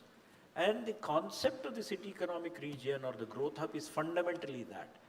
Take a city, identify its advantages, identify what are the current growth drivers, identify what can be potential growth drivers, identify what is needed to accelerate those drivers, and then plan for make it twice, thrice, 10 times. And then you show results. I mean, Hyderabad was a city of the Nizams, sleepy, slow, come to office at 11, take a long lunch break, a very lazy culture. Somebody one day thought that why don't I become a IT city? Bangalore as a competitor, Chennai built up a high-tech city with just 2 towers. Today it rivals Bangalore and Chennai and is the leading center as far as GCCs are concerned. It's not the leader in IT, but in GCCs it is the leader. So, and there are people who have told me that, sir, when this is seen IAS officers, younger, When they were born, this part of Hyderabad didn't exist. Today you go there, it compares with Dallas or Houston or whatever. So you can plan systematically, in 20 years there can be a complete transformation. So that is the thinking behind the economic region. As I said, Mumbai has its own way, Varanasi has its own path, Surat has its own path. I think for Orissa, this particular triangular region with 4 major concentrations, Bhubaneswar, Cuttack, Puri and Paradip, bounded, it's a triangular, can actually become some such region. It has all the advantages of being a coastal zone, also a logistics. The finance minister has announced a lot of things over and above. It has actually, in a way, made the report slightly outdated before it is released. She has announced a East Coast Industrial Corridor from Calcutta all the way to Chennai. It will pass through this. We will, in the long run, have also a dedicated freight corridor here. We'll also have a bullet train one day in this area. So this is all there in the plan. And what this helps now is, what does it come out with? It comes out with a list of projects. These projects are clustered around 9 growth drivers. One pushes manufacturing, one pushes agro-processing, one pushes logistics. Each will generate millions of jobs. It will require billions of dollars or thousands of crores of rupees of investment. Each of them is a specific project. And as I mentioned, these projects have to be converted into a DPR and then floated for investment. We can all go to Davos, we can go to the other end of the world and say, come and invest. Fine, they say, what do I invest in? You need to have a piece of paper saying this is where you should invest. So this is going to come out with a shelf of projects, and there are 80 projects here. And each is going to have sub-projects. That's how you have investment. Once you fall into that virtuous cycle, it's a domino effect. 1 will become 2, 2 will become 5, 10, 100, 1,000, 10,000, 1 lakh. It just goes very fast. The question is cracking the beginning. The good thing is Orissa has a very good base. It has history, it has culture, it has heritage, good educational system. You've got a good skilling ecosystem which is being improved further. Using all these levers, I think you can start. This region can be a benchmark for the neighborhood. You can be, as that little film showed, the gateway to India. I will not name, but anyway, the finance minister told me, in ancient India, why do you think Ashoka came to Kalinga? Actually, if you wanted apparently to trade from Magadha, the route to reach the sea was not go along the Ganges, but go vertically down and trade from Kalinga. So the trade of the Magadha Empire was actually happening through Kalinga. So it was commerce which made him actually come to Kalinga. He wanted to control the access of the stuff which goes in and out of Magadha or the Mauryan Empire. So this is how you have to leverage this state. The potential is huge. A state need not have just one economic region. It can have more than one, but I think this is the beginning. We are very lucky because it just got announced in the budget a few days ago, and I'm sure you could be one of the first to take advantage of it. We have help from senior leaders here who have a voice in Delhi. Our Honorable MP next to me heads a very important committee of the Parliament. They can all make a difference by urging the case. This is important for the people. It is not a political thing. It's a developmental thing. And the benefits go to the people of the state and the region. Imagine being $500 billion. I was just seeing, what is $500 billion city? Seoul in Korea is only 400 billion. So we are talking of something which is bigger than Seoul in Korea. So we are talking of something which rivals those kind of cities. Done well, with a proper implementation mechanism, very focused, I think it's doable. These projects, they take off within a year. All of them start going into implementation mode. It's autopilot. You just have to see them actually rolling out. And I think each can be done. Each sector is an investor summit. Each group of activities is a place where you can call people and have focused discussion on, okay, I'll do this, I'll do this, I'll do this. 90% of the investment needed here will have to come from private sector. And the state is very friendly. I attended a power sector thing a couple of months ago in Puri. The state is in a very good position. I'm sure you can be a leader. I'll end here. Thank you very much.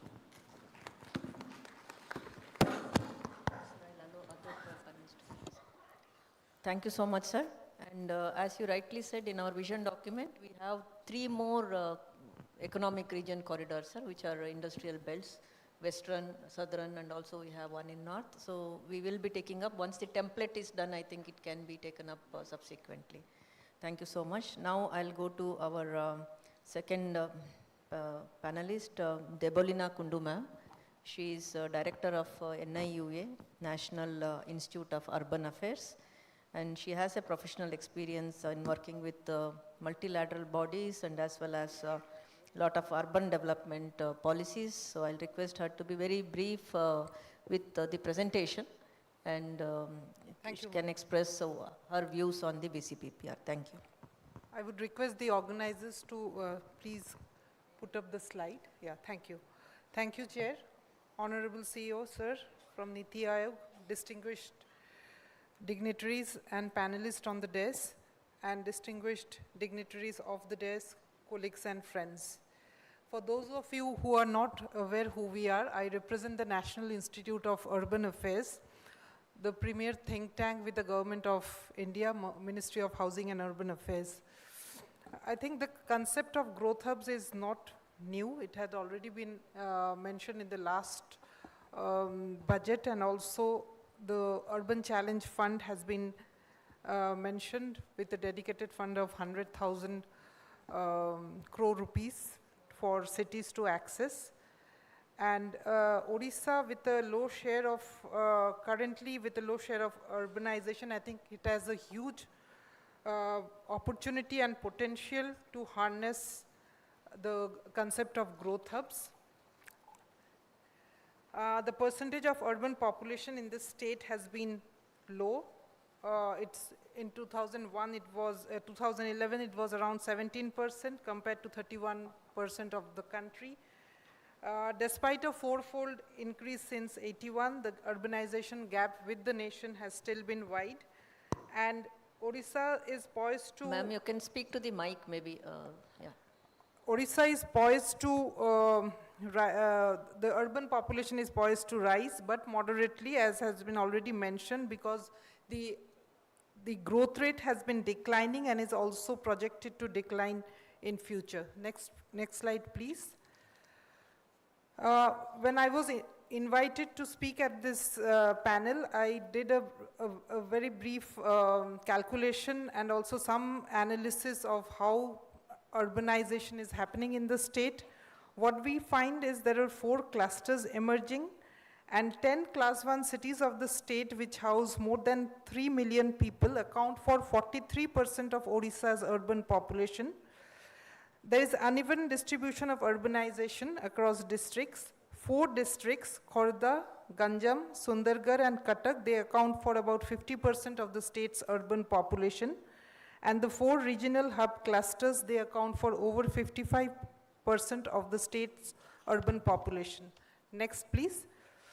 The key question is, how have major cities grown over the last 2 decades, and how have city regions evolved beyond municipal limits?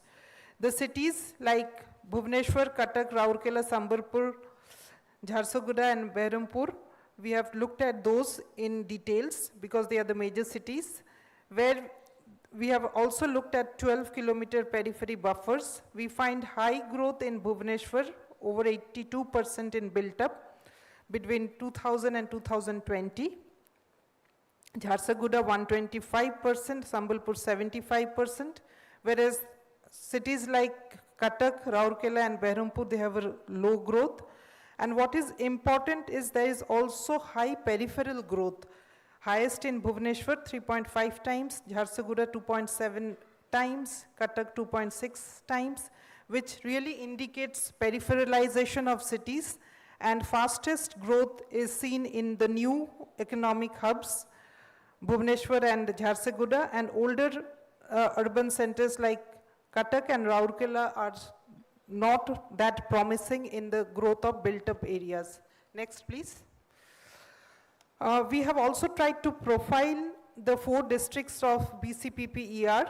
The 4 districts, they accommodate about 18% of the state's total population and cover 7.6% of the state's land area.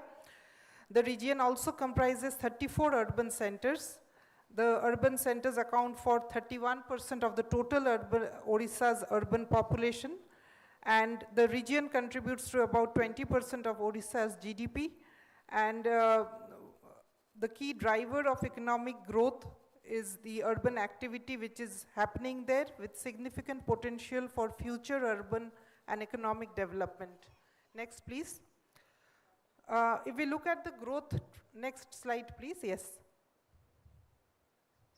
If you could come back. Come back.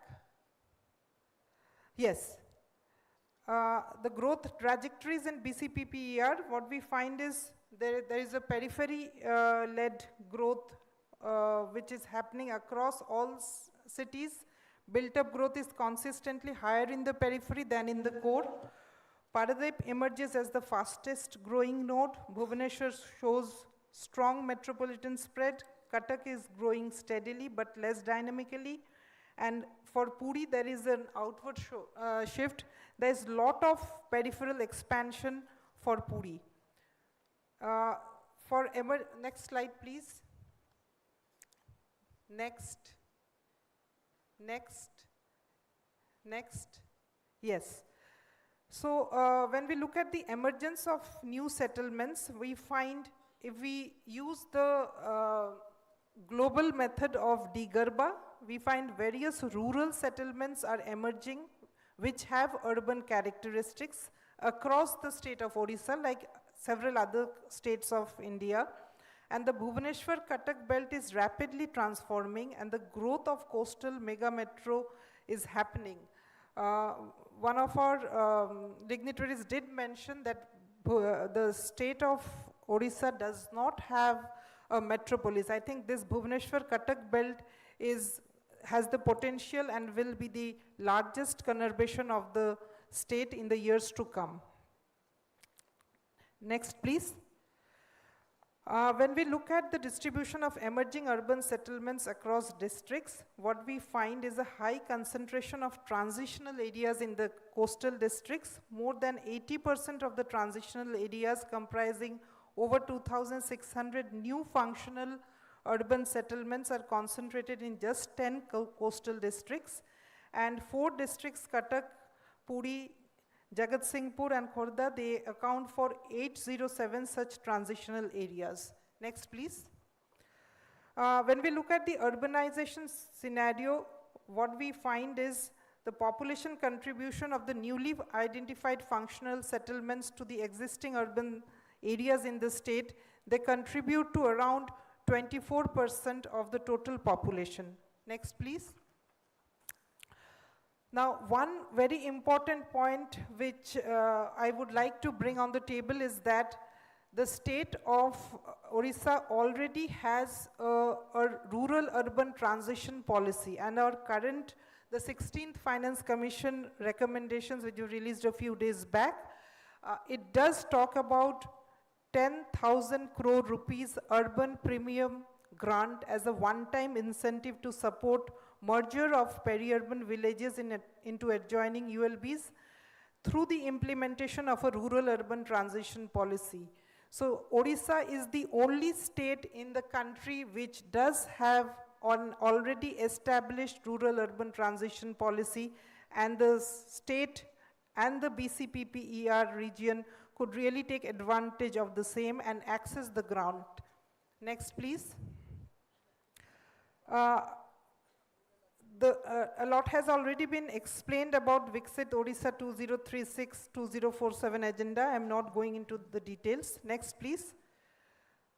The key challenges in Odisha, I think unplanned peri-urban growth and informality, fragmented governance and limited capacities of urban local bodies and panchayats, infrastructure and service gaps do remain. There is also climate and environmental vulnerability which we need to address.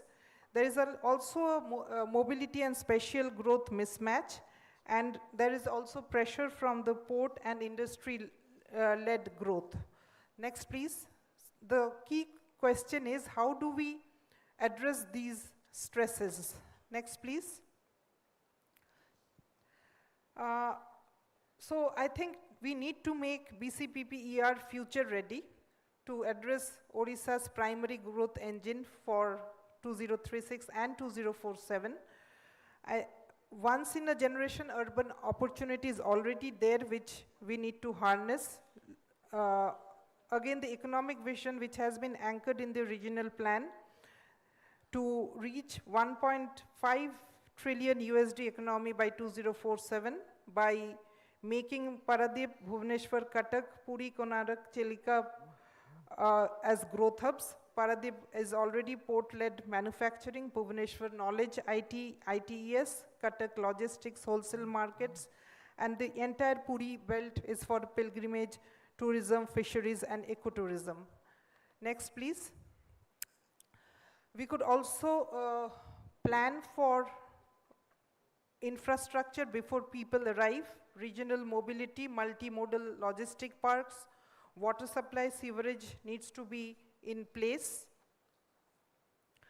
Also introduce a no build before services principle, budget-linked planning and investment, integrated regional and special planning and GIS-based master plans. I think that is very important. A perspective plan needs to be established with phased development pathway, and cultural heritage, tourism, and place identity needs to be established. Next, please. As I mentioned, I think it's very important to plan infrastructure before people arrive.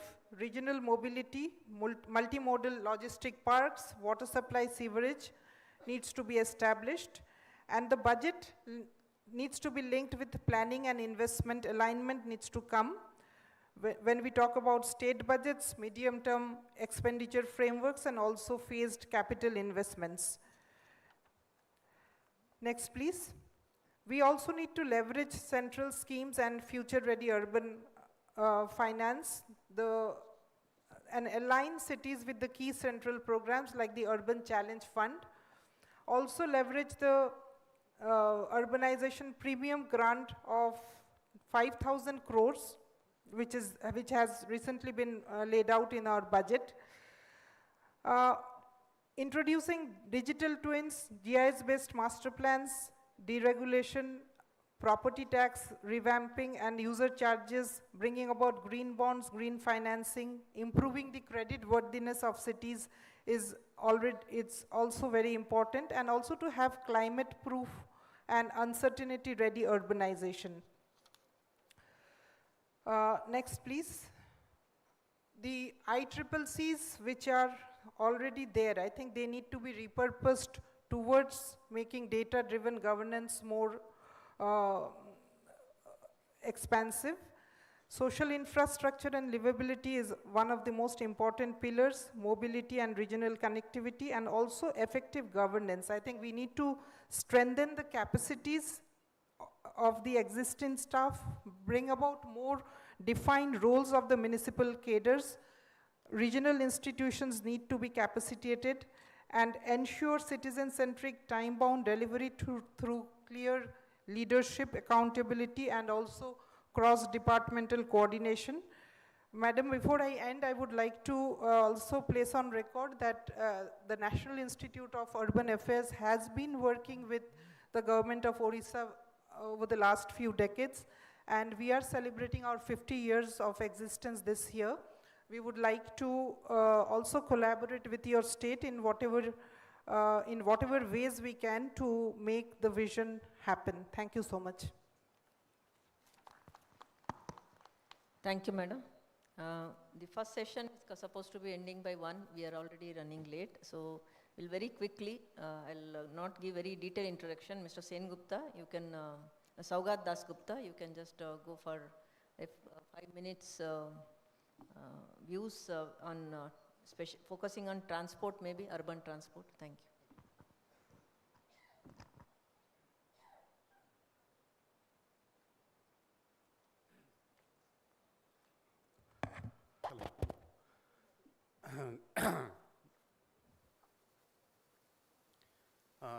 Good afternoon, Honorable MP, respected MLAs, mayors, other elected representatives, esteemed Usha ma'am, secretaries, distinguished guests, colleagues.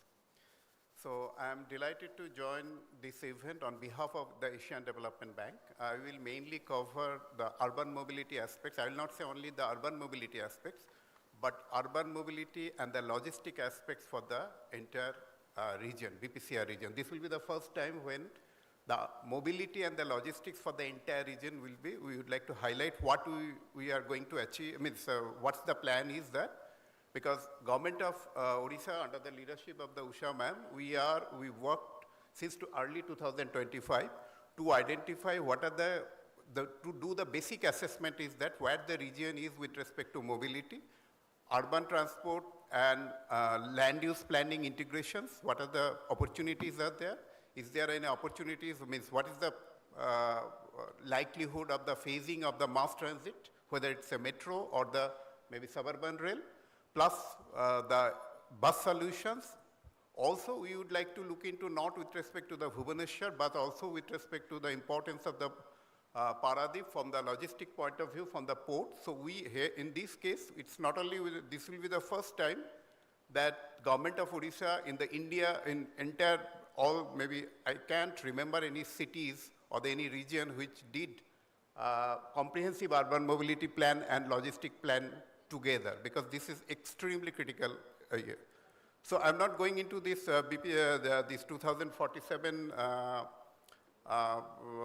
vision. Everybody is more aware than me. Just I would like to share that the main, as I have mentioned, we are partnering with the GOA, Government of Odisha, to structure reliable, clean, safe, inclusive, and well-integrated mobility and logistics solutions for the region. Towards this, as I have mentioned, we initiated sometimes in early January. We did the scoping study for the mobility and the logistic aspects. Move to the next slide, please. And what we have observed that what is the current mobility situations, I don't want to go into the exactly with respect to number, but we noted that the public transport system in the region has a strong potentials to expand and serve growing travel demand, because there is a culture of using the public transport system, whether it's an informal or the kind of a formal transport system. So it creates an opportunity to encourage people to move towards shift from the private vehicle. But what we have observing currently, the private transport accounts for a larger share of the trips. It's almost like a 55 to 60% is the private vehicle, including the four-wheelers and the two-wheelers. But it provides a huge opportunity considering the cultural aspects that to increase the use of the public transport, walking and cycling, if we provide enabling infrastructure. Move to the next. Also, there is a huge opportunities with the systemic and compact urban growth, as I have mentioned. The mobility, we should not look into the isolations. If we look into with the integrated urban planning, growth planning, it will give much better outcome. Maybe the compact city, instead of going for urban sprawl, the compact city concept, bringing people more to the mass transit corridor or the bus corridor will really help. Maybe we might conceptualize a 15-minute cities concept in case of the entire region. So overall, what we have identified, there is a strong case to investing in the better public transport in the entire region. Also integrated planning, sustainable mobility solutions for the entire region. There are challenges, as I have mentioned, but there are significant opportunities also. Can you move to the next slide, please? So there are huge opportunities because there is a strong foundations for bus-based transit and multimodal integrations things. Based on that assessment, can you go to that next? I don't know, based on that assessment, in 2025, somewhere in December 2025, we approved a technical assistance program which will support government of Odisha to come up with a comprehensive urban regional mobility plan and also the logistic plan for the entire region. Plus, you already have a CRUT and OSRTC to strengthen bus-based transport system, because maybe the mass transit system, it takes time, it will be very investment heavy. So we are not saying that it's not needed, but at this moment, considering the population size and other things, it is possible to come up with a good bus-based solutions, total mobility solutions, including first mile, last mile. Next.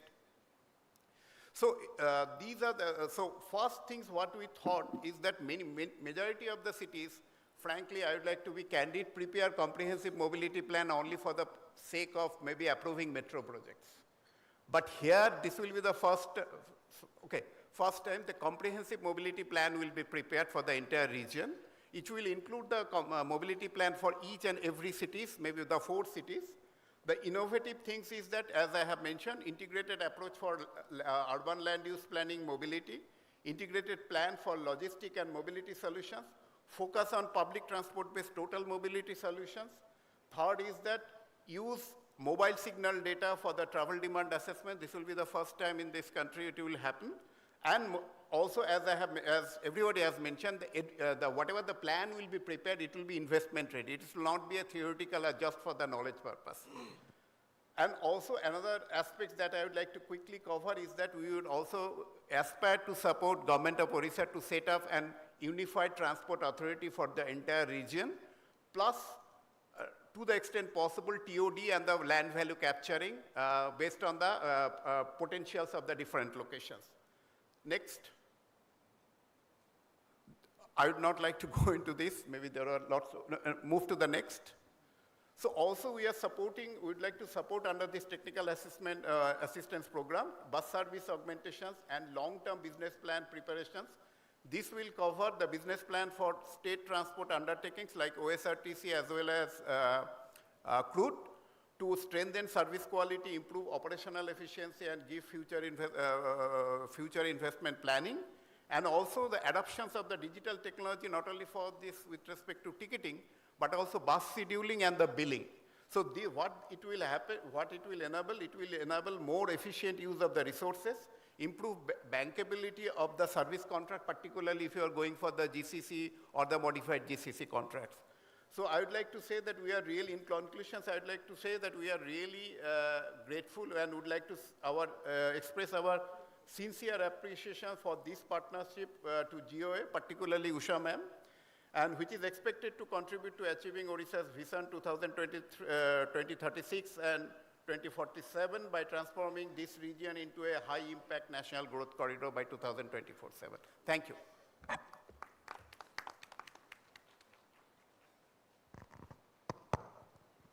Thank you so much. And Saugatji, we expect the plan to come to us as early as possible. Now I'll quickly go to Harpreet Aroraji. He's program head of economic development in WRI.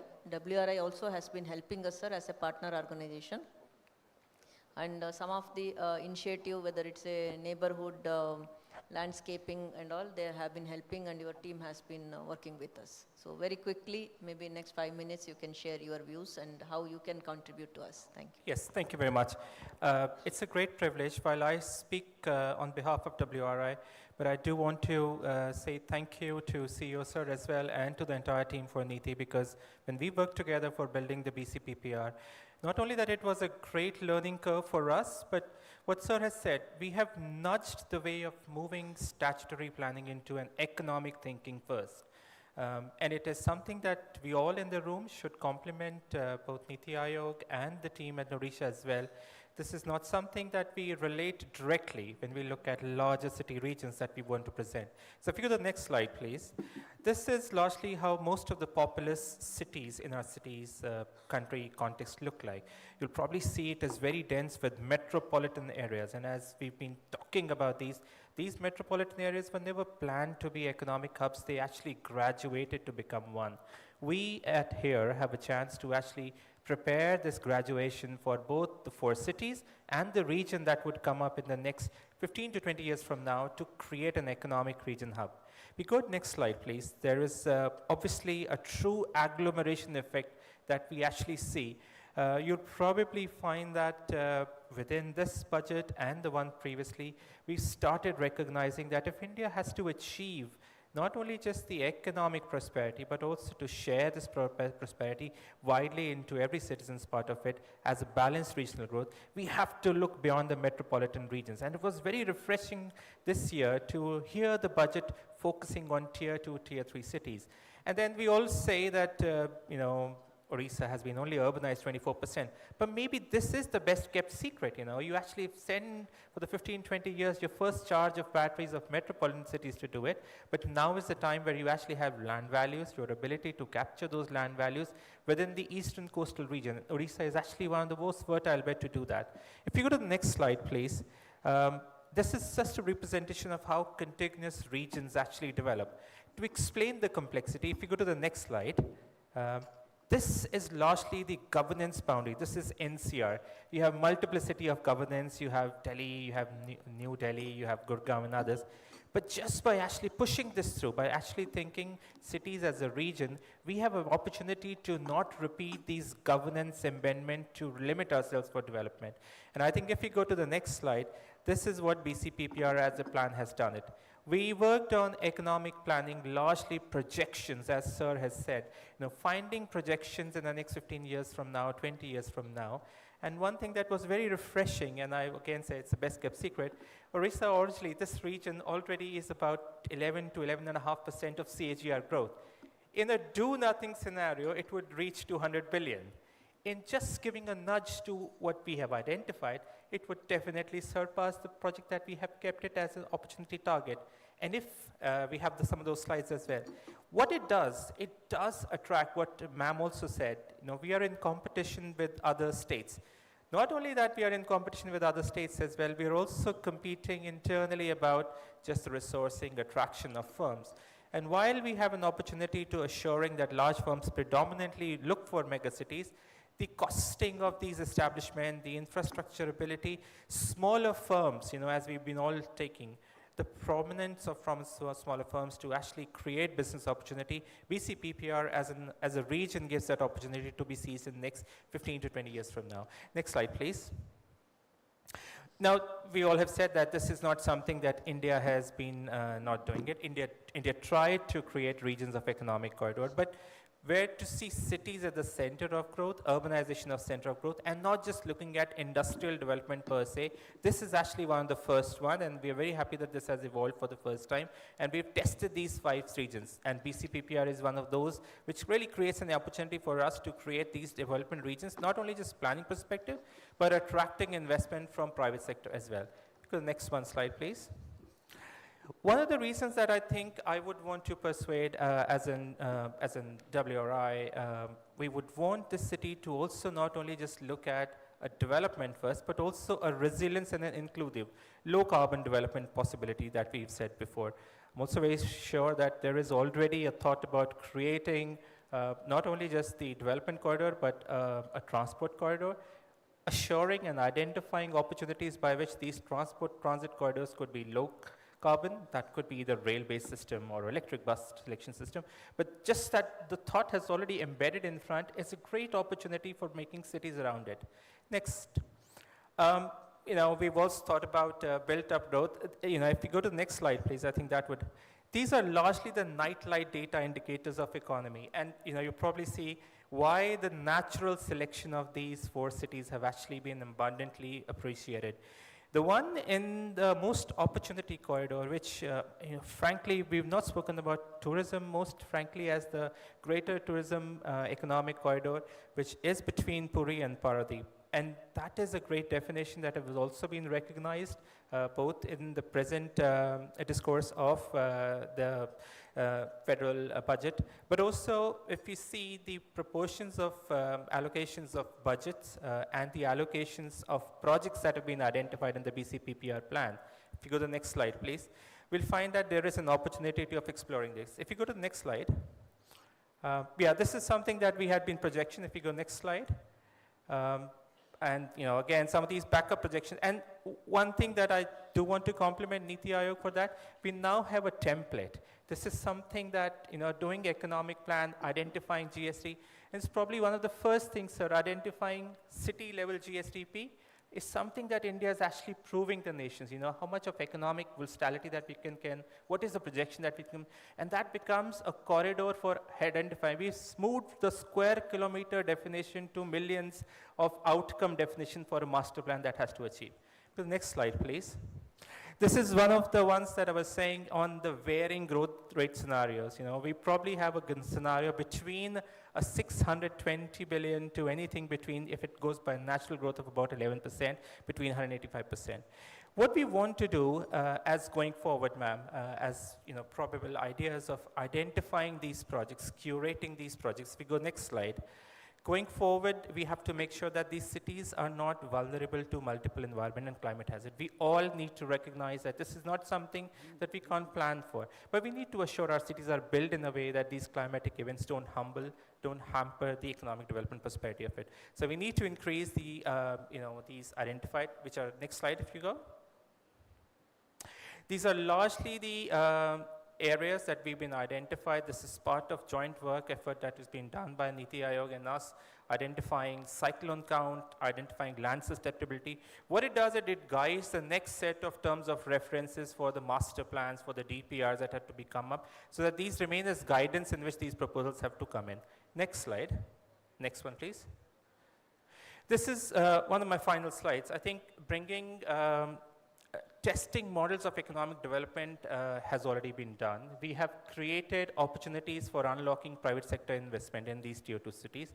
What we need to do is create a pipeline of these investable pipelines. There is readiness already in some shape with BCPPR already.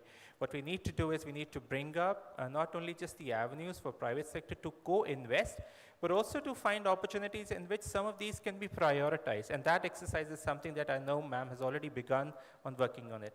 But thank you very much. This is all I wanted to share. And really, I think I really compliment both the government of Orissa, NITI Aayog for actually putting this, this is actually a very humbling exercise, but just, contributing from WRI perspective was a great opportunity. Thank you very much, ma'am. Thank you, Mr. Arora. We were just told that the best kept secret of WRI is that you are very good in doing various plan, which you have to put your resources and help us. So, thank you so much. Anyway, we have been working with you, so I'll take it forward. Mo ebe anurodh korchi amaro manyabaro MP Mahoday Jagat Singhpur. तांकरा किछि part Paradip रे but Cuttack और पुरी रे भी touch करिवे सबु बेले से eighty sir एटा दे दोचे eighty तांकर से पोर्ट लेड डेवलपमेंट ऊपर प्लस इबे कहउतिले माननीय मुख्यमंत्री को सामने इंक्लूसिव केमिति हेई पारिबो तो मु तांको अनुरोध करछि तांकर वक्तव्य रखि हमर आजिर पैनल डिस्कशन रो संचालिका सम्मान्य उषा पाड़ी महोदय आम संगे उपस्थित अच्छा आमर कटक सांसद सम्मान्य भर्तृहरि महता महोदय नीति आयोग जे प्रतिनिधित्व करुँच सीओ भाव में सुब्रमण्यम जी आमर Arindam Dakua director municipal administration एवं मंचासीन समस्त एक्सपर्ट्स जो मानकर अर्बानाइजेशन क्षेत्र में विभिन्न विशेषत्व अच्छी एवं से माने तांकर वक्तव्य प्रदान कर सारी एवं मो सामने उपस्थित आम ओडिशा ये जो भुवनेश्वर पुरी एवं कटक पारादीप ये जो इकोनॉमिक कॉरिडोर बा अर्थनीतिर अभिवृद्धि पाई आमर समस्त जनप्रतिनिधि समस्त प्रशासनिक अधिकारी एवं सांबादिक बंधुगण वर्तमान आमर भारत सरकार एवं आमर प्रिय प्रधानमंत्री अर्बानाइजेशन उपर गुरुत्व दौरान आम गोटे कथा चिंता करिबा आम देश स्वाधीन है 1947 रे चाइना स्वाधीन है 1949 रे एवं 1960-70 दशक रे चाइनार अर्बानाइजेशन और इंडियार अर्बानाइजेशन ये पाखापाखि समान थिला किंतु वर्तमान परिस्थिति रे इंडियार अर्बानाइजेशन क्षेत्र रे आमे तांको अधारे अच्छे से माने आमठू 2 गुणा अधिक अर्बानाइजेशन क्षेत्र में आगू को जाइछन्ति तेणु आमे गोटे कथा कहूचे जे इकोनॉमी रो किभली भाव रे तार ग्रोथ होबो जदि अर्थनैतिक अभिवृद्धिर कथा आसुचे ताहले सहरांचल को किभली भाव में आम परिव्याप्त करेवा ताहले गोटे प्रसंग आम आणुचे जे भारतवर्ष को आम विकसित भारतवर्ष रे परिणत करिवा ताहले आम हाथ रे मात्र 21 वर्ष अच्छी एवं वर्तमान आमर अर्थनीति $5 ट्रिलियन रे अच्छी जदि विकसित राष्ट्र करिवा ताहले अति कम रे $30 ट्रिलियन रो अर्थनीति आमर आवश्यकता अच्छी एवं आमे ओडिशा को विकसित ओडिशा रे परिणत करिया को हेले ये ओडिशा रो अर्थनीति के आमे $1.5 ट्रिलियन रो अर्थनीति रे परिणत करिया को हबो तेणु ये जो 21 वर्ष भीतर जो टार्गेट ये टार्गेट को पूरण करिया पई सारा देशर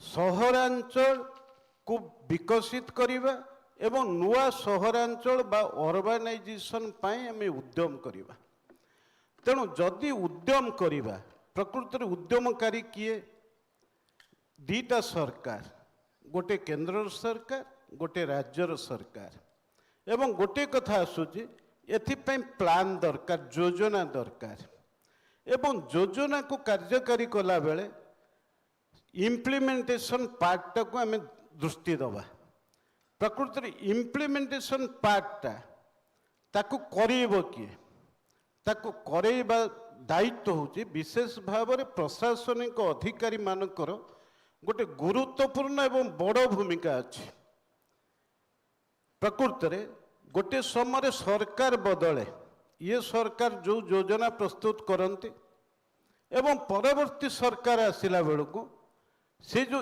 इम्प्लीमेंटेशन पार्ट अनेक क्षेत्र में पुणी रही जाए पुणी नुआ भाव में आरंभ हुए जदि जो सरकार टा क्रमागत भाव में अच्छी तेणु पूर्व सरकार समय जो काम गुड़िक हाथ को निया जाई थाए ताहा पुणी चलचंचल है मु अधिक समय नेबी नहीं मोर निजर केतक अभिज्ञतार मु कहिबी मु प्रथम एमपी थिली 2009 रु 2014 सेतेबेले मो मन भितर आसिला जे पारादीपर किभली ताको अर्बानाइजेशन करा जाई पारिबो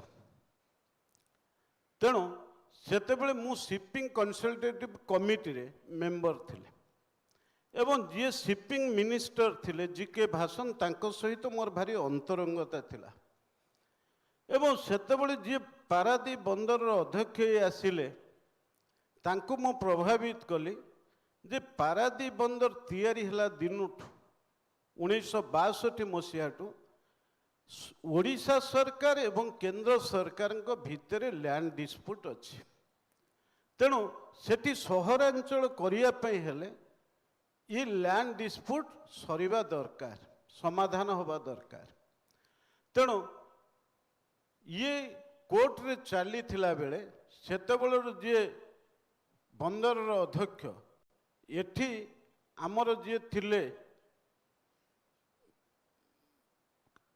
मुख्यमंत्री एवं प्रशासनिक अधिकारी भेटिले एवं सेतेबेले गोटे रेवेन्यू सेक्रेटरी थिले तारा दत्त मु निजे फाइनाल करई थिले जे 650 एकर जमी सेतेबेले बंदर अध्यक्ष राजी हेले ओडिशा सरकार को देबे किंतु तारा दत्त सेतेबेले गोटे कथा कले जे डिमांड कले जे 2000 एकर जमी ओडिशा सरकार को दबाको हबो जोटा प्रकृति तांकर उद्देश्य नथिला सेठिकार स्थानीय जने नेता द्वारा प्रभावित होकर ये कथा को करया को चाहू नथिले जो आज पर्यंत से लैंड डिस्प्यूट तुटी ना आमे एठी मुख्यमंत्री सहित एठी आमे आलोचना करूथलु जे पारादीप की जदि सहरांचल करा जिवो किभली भाव में करा जिवो सेठी ओडिशा सरकार जमी आग चिन्हट होगा दरकार ओडिशा सरकार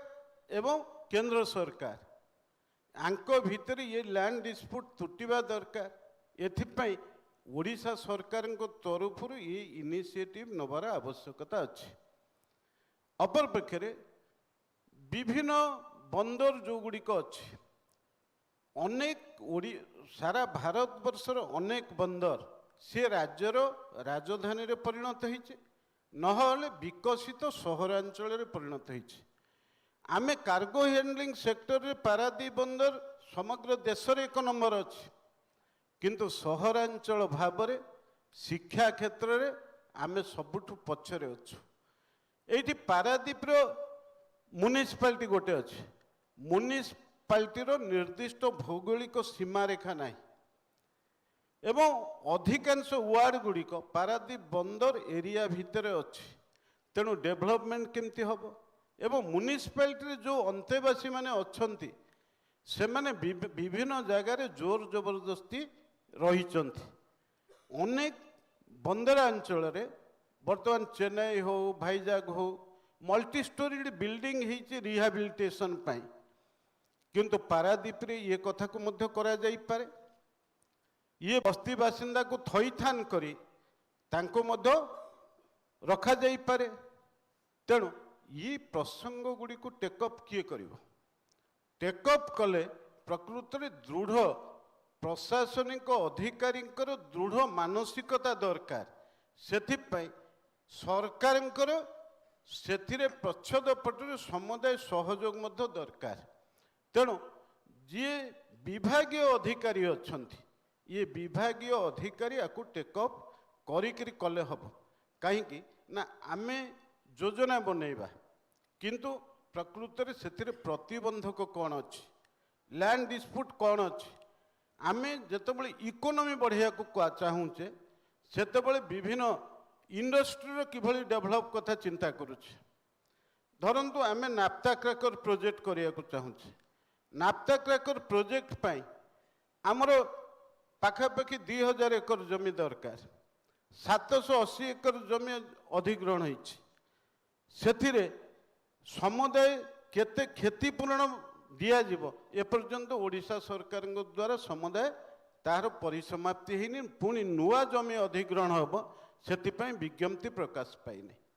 तेणु आकु प्रकृत में ओडिशा सरकार आमे केवल इंडस्ट्री बढ़ई देवा कथा कहले हम ना केवल एमओ करदेले हम ना सेथिपाई प्रतिबंधक कौन अच्छी ताकू देखा पड़ो। याकू धरतु आमे कोस्टाल हाईवे कथा चिंता करुचे गंजाम ठू बालेश्वर पर्यंत कोस्टाल हाईवे हम से पारादीप अंचल आसूची पुरीर अनेक अंचल आसूची कोणार्क ठू अस्तरंग ठू आरंभ करिकी पारादीप अंचल आसीबो न्यू इकोनॉमिक कॉरिडोर कथा चिंता कला बेले सेथिरे ये कोस्टाल हाईवे गुरुत्वपूर्ण अवदान अच्छी कारण आम टूरिज्म कथा नौचे इकोनॉमिक डेवलपमेंट टूरिज्म कथा आम नौचे तेणु टूरिज्मटा केमिति हम जदि कोस्टाल हाईवेटा बढ़िला ताले ये टूरिज्म क्षेत्र में ये अंचल गुड़िक प्रकृत में बहु आगू को जीव।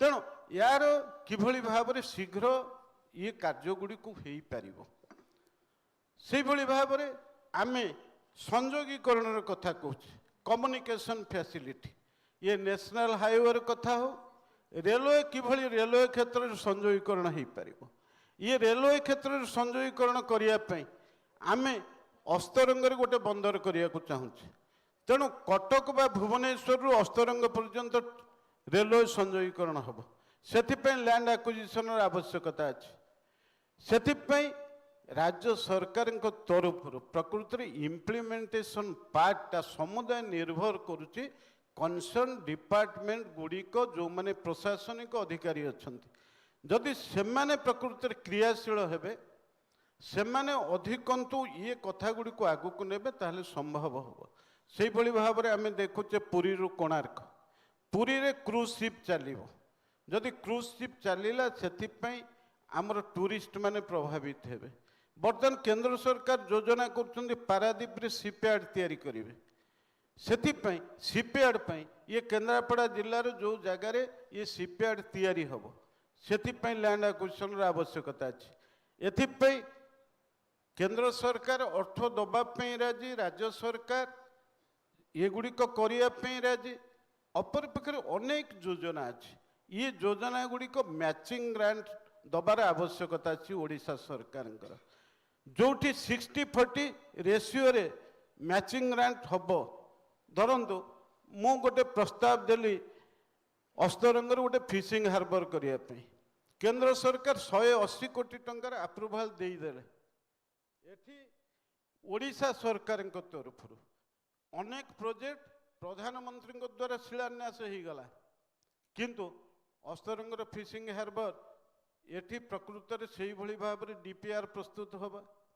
एवं से मैचिंग ग्रांट पाई ओडिशा सरकार जो कंसेंट रहिबा कथा ये हवा दरकार ताहले प्रधानमंत्री द्वारा शिलान्यास हो जाता तेणु ये सब कथा गुड़िक जो जो विभागीय अधिकारी माने अछंती एवं सरकारी कलर जो माने मंत्री आमे एमपी एमएलए एथिरे आमर गोटे कंस्ट्रक्टिव माइंडसेट रो आवश्यकता अछि तेणु प्रकृत पैसार बर्तमान अभाव नहीं तेणु समस्त विभाग गुड़ी को क्रियाशील करवा एवं सबू जगार बर्तमान गोटे गोटे कथा होचे आमे कहूचे जे विकसित करवा अर्थनीति केमिति बढ़िबो अर्थनीति बढ़िबो बैंकिंग सेक्टर उपर अनेक कथा निर्भर करुचे बैंक गुड़ी को चलचंचल हवा कथा मु इंडस्ट्री कमिटी अच्छी आमे सारा देश बुलुचु देखुचु बैंक्स गुड़ी को प्रोएक्टिव नुहंती आमे प्रधानमंत्री एम्प्लॉयमेंट ग्यारंटी रे शिक्षित बेकार युवक स्वावलंबी हम एवं एंटरप्रेन्योर हम ये जो गला बजेट गला बजेट रे 7 लाख कोटी टंका एमएसएमई क्षेत्र में केंद्र सरकार देइचंती प्रकृत में आकु कहगला युव शक्ति ड्रिविन बजेट एवं एक्सपोर्ट ओरिएंटेड बजेट आम देशर एग्री प्रोडक्ट्स गुड़िक बाहर देश को बड़का खाद्यशस्य जीव बा कृषिजात द्रव्य जीव आम बाहर देशर अर्थ आनिबा प्रकृत विकसित केतेबेले देश हम जेतेबेले बाहर देशर अर्थ बाहर देशर पुंजी आम देशर अर्थनीति की बढ़ेबारे साहाय्यकारी हम नहीं आम विकसित हो पारे जेते विकसित राष्ट्र देखंतु अमेरिका हो चाइना हो फ्रांस हो जर्मन हो जापान हो इंग्लैंड हो रूसिया हो ये बाहर देशर अर्थ विभिन्न क्षेत्र प्रतिरक्षा सामग्री रप्तानी करिकी हो चाइना ये कुटीर शिल्पर प्रोडक्ट गुड़ी को बाहर को देकी हो विभिन्न क्षेत्र में आमर जदि आम एक्सपोर्ट ओरिएंटेड न हो पारिबा जदि रप्तानी क्षेत्र में आम आगु को न जीवा विदेशी पुंजी जदि आम देश को न आनिबा आम देश विकसित हम नहीं से मु सरकारी ऑफिसरटे अच्छी मु नेताटे अच्छी आम भीतर से भावना ठू दूर रहीकि आमे जदि गोटे भावना नबा वी ऑल आर इंडियंस आमे भारतीय ये देश को तैयारी करबा काम मोर मु जो जगार मु जो वृत्ति रे अच्छी ये काम होची मोर मते करिया को हबो एवं सेथिरे जदि प्रकृत रे दुर्नीति मुक्त हेकरी आमे भारतीयता आधार ये काम गुड़ी को करिबा ताहले हेई पारिबो गोटे कोणार्क रे गोटे इश्यू अछि छाड़िली कोणार्क रे गोटे इश्यू अछि सेठी जो माने व्यापार करिया पे अछंती ए जो कुटीर शिल्प आमे बढ़िया को चाहूचे हैंडलूम्स की हैंडीक्राफ्ट्स कथा जो माने हैंडीक्राफ्ट्स व्यापार करूचंती कोणार्क रे तांकर डिस्प्यूट पाखापाखि हो गला 25 वर्ष 30 वर्ष तार समाधान किए करिवो तार समाधान जिला प्रशासन किंबा राज्य प्रशासन करिवो एवं जो माने व्यापार करूचंती सी बेपारी जदि स्थिर भाव में शांत भाव में बेपार न करेंगे ताले बेपार केमती हम इकोनोमीटा कौन इकोनोमी प्रति परिवार स्वावलंबी हम प्रति परिवार रोजगारक्षम हम एवं आम देशर थिबा जिनिस गुड़िक जोटा आम कहूचे जे भोकाल फॉर लोकाल कथा कहूचे आत्मनिर्भर भारतर कथा कहूचे आत्मनिर्भर भारत केतेबेले हम ना प्रतिटी लोक विभिन्न वृत्तिधारी मनीष जदि रोजगारक्षम हम अर्थनीति की बढ़ेब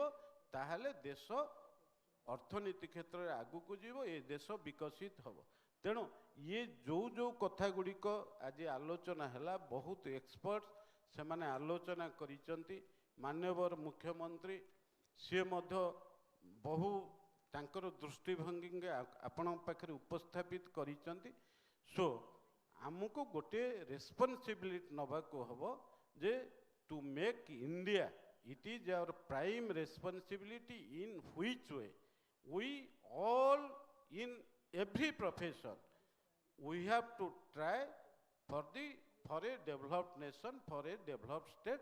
Thank you. बहुत बहुत धन्यवाद सर आम आपण जे कहले बहुत पैशनेटली कहले आम निश्चय चेष्टा करवा आउ जे फील्ड मेकानिज्म अच्छी सर ताकू स्ट्रेंथन करने भी जे इंस्टीट्यूशनल अरेंजमेंट अच्छी ताकू चेष्टा करवा सो दैट आमर फील्ड फंक्शनरीज जे आपण एक्सपेक्टेशन कर से अनुसार करें एबे मो ए सेशन रो चेयरपर्सन अच्छी ऑनरेबल एमपी कटक को अनुरोध करुच्ची से तांकू केवल आम पार्लिमेंटेरियन हिसाब रे जानिनु आम गोटे ओडिशार गोटे आधुनिक ओडिशा जे स्वप्न देखा लोक आर विभिन्न आर्टिकल गुड़िक मु देखे तो तांकर जे विजन अच्छी निश्चय आम समस्त को सहायक हम मो भावुची से केवल कटक नहीं ओवरऑल एरिया या ओवरऑल ओडिशार तांकर धारणा अच्छी मु अनुरोध करुच्ची तांकर वक्तव्य रखिए धन्यवाद sir over to you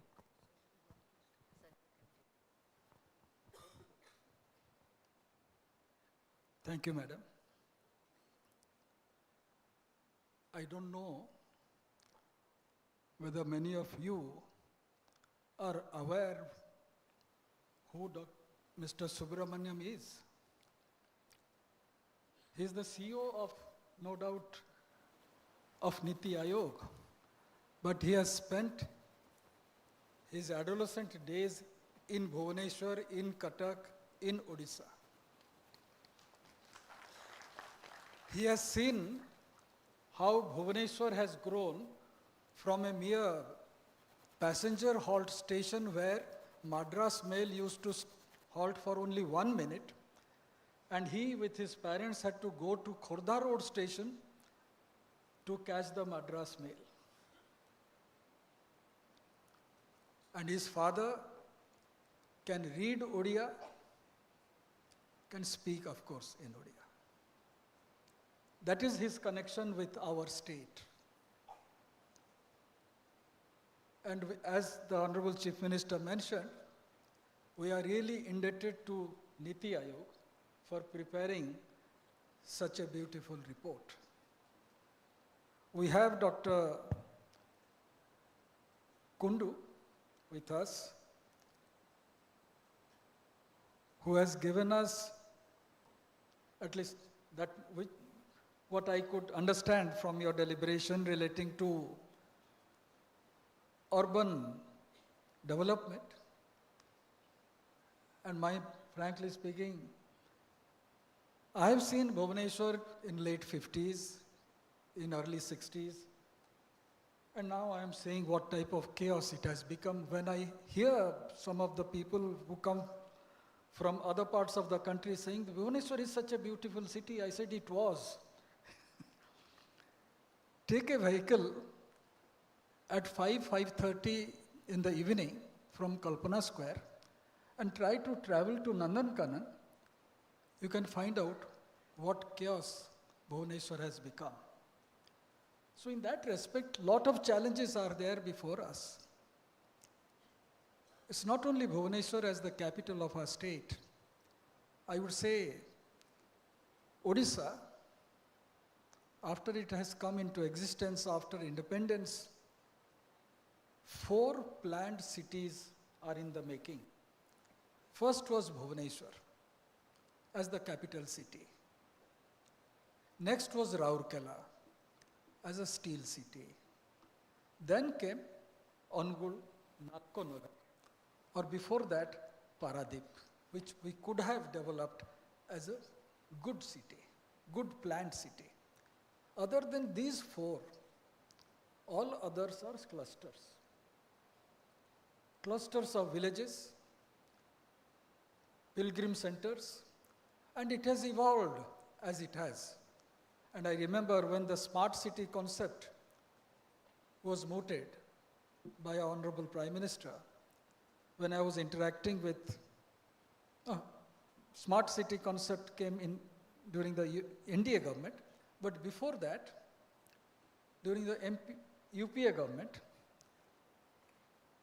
Jawaharlal Nehru Urban Renewal Mission Jaipal Reddy that time was the Minister of Urban Affairs. And subsequently, I don't understand why only the Telugu peoples are heading urban areas. Then Venkaiah Naidu became the Urban Development Minister. He told me, those states which have urban centers, they create wealth. And that's how the states become rich. Those who have seen Pune, what was Pune earlier? And how it has developed into an industrial hub. I remember in the early 50s, I'm talking about 51, 52, when the first penicillin industry foundation was laid in Pimpri. What industry was there in Pune? Not a single industry was there. And how it has developed. So urbanization has to go hand in hand with industrialization.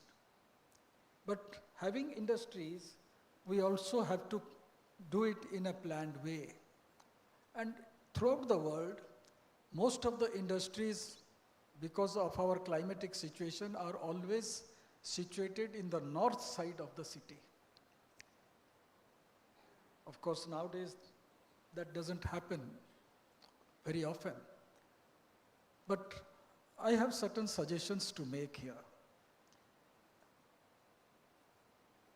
Only 4 districts have been confined to the plan that we have before us today. We have to go a little further. I think in course of time, new areas also will be added. As the capital region ring road is already in the process of construction, already money has been sanctioned, it will also cover little part of Dhenkanal, when it will be reaching Govindpur of Cuttack district, starting from the Tangi area of Khurda, bypassing Khurda, Bhubaneswar, Cuttack and Chaudhar.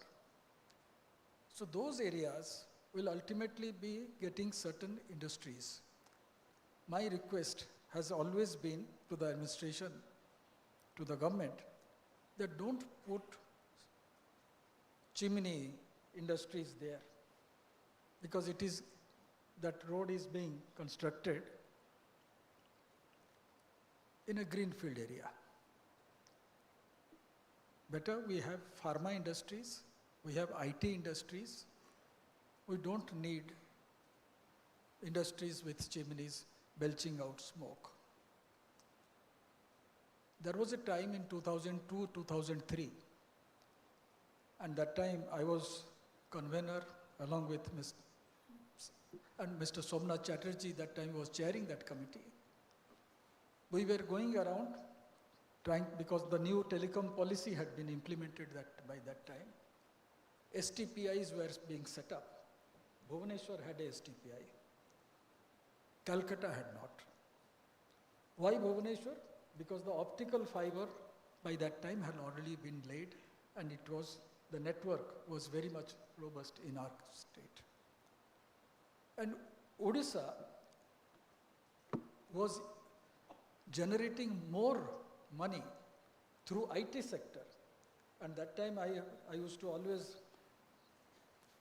feeling very happy when Somnath Chatterjee was commenting, why Calcutta is not having this? Why West Bengal is not having it? And I remember when we met Chandrababu Naidu when he was the Chief Minister of Andhra Pradesh, undivided Andhra, a basic question was posed to him, that how come you are having IT sector industries in Hyderabad, whereas Bangalore has only 2, Wipro and Infosys? And why you are not setting up new academics to train your boys and girls? He said, I don't want to invest in institutions, academic institutions. I'm sending my boys and girls to Bangalore to study there and get employed in Hyderabad. That is how he was looking at certain challenges. Today, to cut my speech short, I would just mention here, Odisha is comfortable to a very great extent. average 45,000 to 50,000 crores of rupees is being generated from mining sector. And these are tangible. It won't continue for another 20 to 50 years. Where are we investing that fund? Are we investing it in development of infrastructure, which will give us more revenue in years to come? And here is a plan which the government has done, where money needs to be invested in infrastructure, where our boys and girls will get employment, where it will create better livelihood. I remember hearing my elders when they were describing what a city is. Cities should have a museum, cities should have a zoo, cities should have university, cities should have affordable medical support system, cities should have good transport system, and city also should have industries and also convention center. Of course, that word was not being used that time, an art gallery or something. So it caters to all aspects of life. And here, we should not think about Bhubaneswar, Cuttack, Paradip, Puri. We know what Kalinganagar is being developed now. I would request, undivided Cuttack should be part of this program. Means Kendrapada and Jajpur should also be included here. That will be the total circle. Some part of Nayagad also will be there, some part of Dhenkanal also will come into, because this is the area where rapid urbanization is going to take place. Think of another 10 to 15 years ahead. Land from Chandikhol to Paradip will all be acquired for urbanization. If not by the government, by the people themselves. They are already started building houses there. Industries will also come up. With that 8-lane corridor that is coming up, these are growth areas. And from Cuttack, Puri is 93 kilometers. From Cuttack, Paradip is 97 kilometers. From Cuttack, Kalinganagar is less than 80 kilometers. Angul is less than 60 kilometers. And that is the reason why I have been always pleading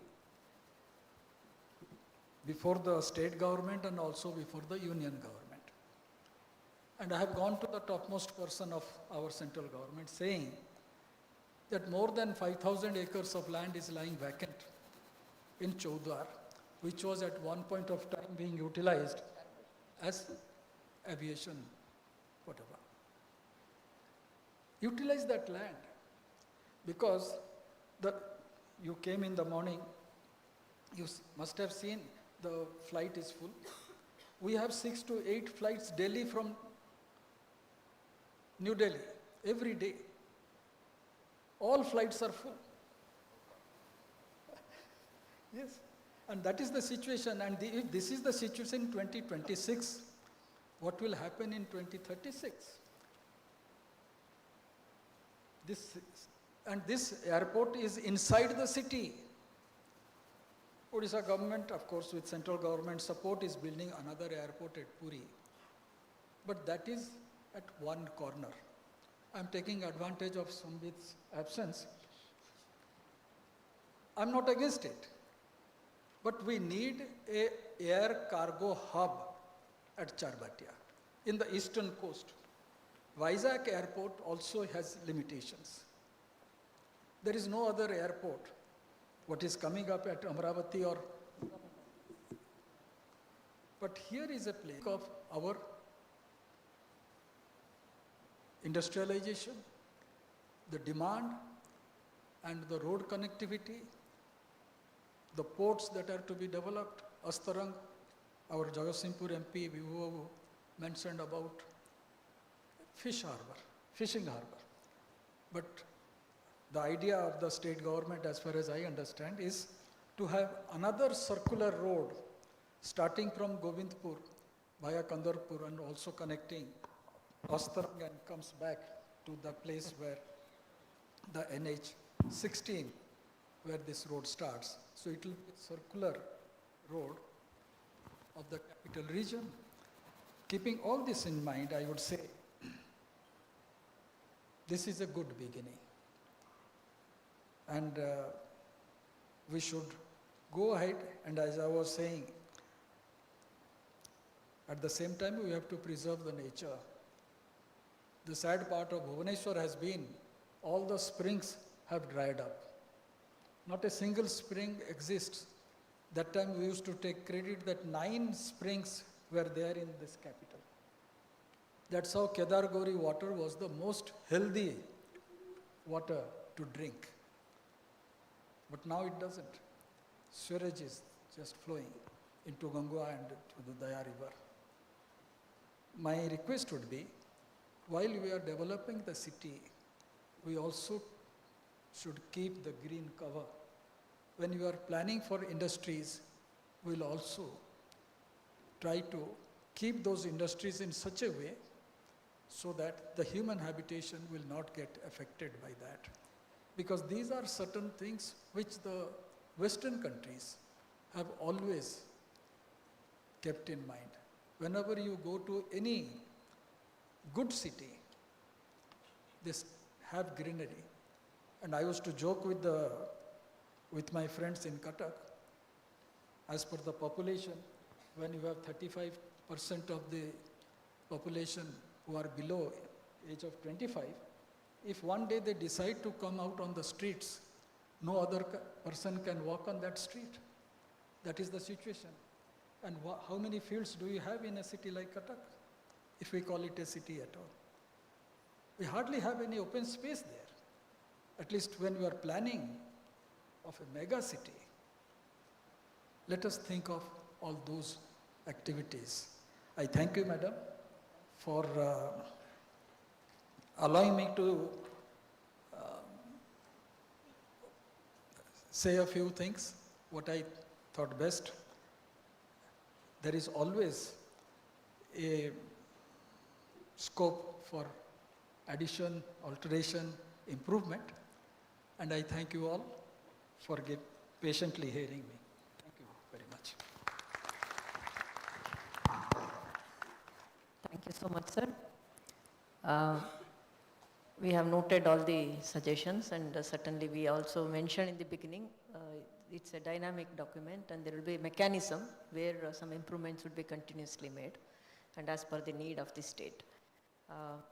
Though we are late for the lunch, but I'm sure that the food for thoughts have been so nourishing, so I hope you will be able to sit for a few more minutes. Before going to the next session, I'll request our team to felicitate all the panelists who are on the dais. I'll request Arindam, Shatrugna, Saurendra, who are all there from team, they can quickly come and hand over the token of respect to our panelists. Thank you. Thank you so much, esteemed ACS. Thank you, panel. What an insightful discussion that was. Can we have a round of applause for all the dignitaries for sharing their thoughts and ideas with us? Thank you, esteemed CEO NITI Aayog, with setting the context and starting the session. From there, I think, to esteemed chairperson, Honorable MP Cuttack, sharing the final notes of suggestions. That indeed was a lot of learning as to how we should proceed forward with BCPPER, transforming cities into development hubs. Definitely, we got a long way to go. Can we have a louder round of applause, please? Thank you, Honorable MP Jagat Singhpur, for those overwhelming words. Thank you, host team. These are small tokens of gratitude from the host team to remind the dignitaries that this day is so important for all of us, and every word spoken will be remembered and learned from. Love to have an official photograph of this absolutely successful technical session. Thank you, esteemed ACS, for driving us through this absolutely insightful session, and thank you, esteemed Director, Municipal Administration, for initiating the session and taking it forward.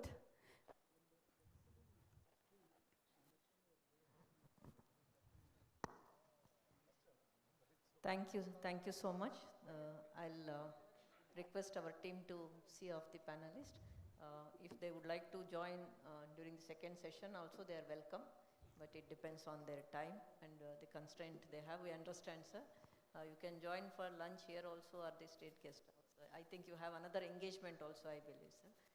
Thank you so much from bottom of our heart, everyone.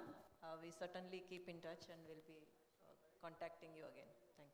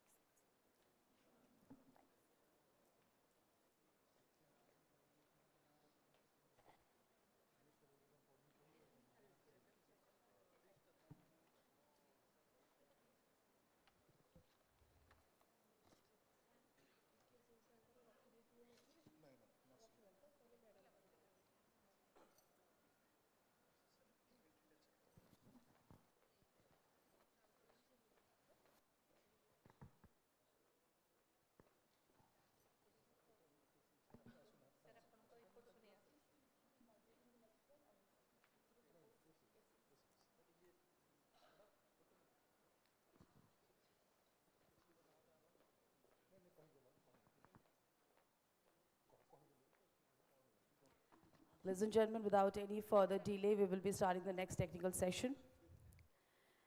Now that we have great ideas on how to transform cities into growth hubs, the next technical session will give us million reasons why the thrust should be on port, industries, tourism, logistic, and sharing their thoughts with all of us.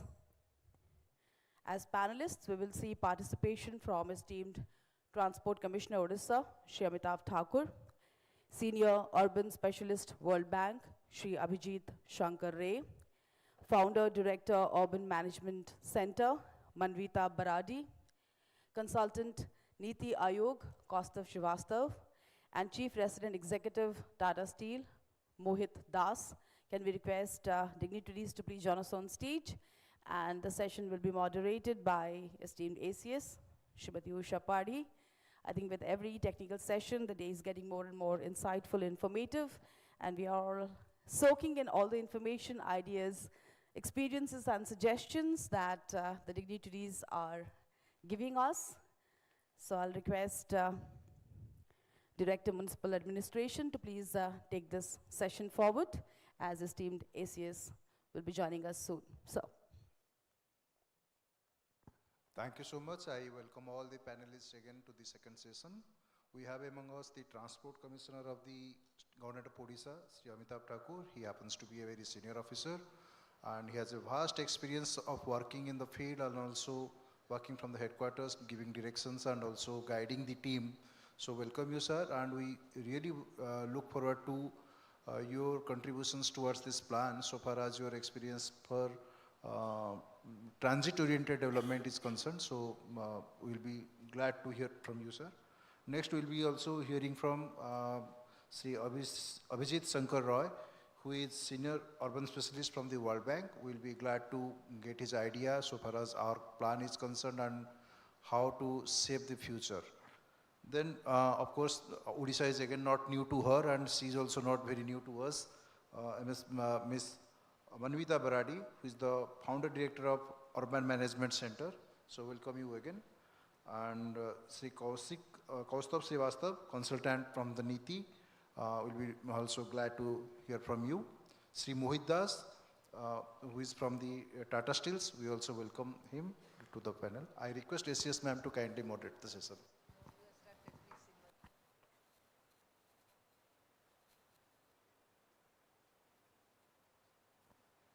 A big thanks to Arindam, who is a man Friday. Whatever and whenever we require him, he will fill up the gap and try to help us in all the way. So now we'll start having a very quick panel. I think number is also dwindling, if you can see. So it is very quickly we can go ahead and discuss. Maybe we can start with, from my right side, we don't have any keynote as such now. So I'll request everybody to speak maybe 4 to 5 minutes about your views on BCPPR or how you will be able to see it in coming days. And then maybe we'll have a closing up round. Thank you so much. So over to Mr. Abhijit.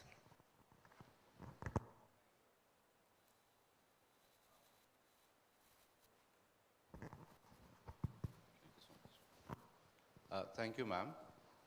First of all, congratulations for the launch of the report.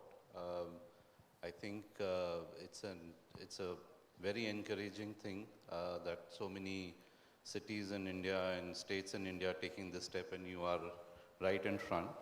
And we really hope that as you try to implement this, we would be able to partner with you and support you.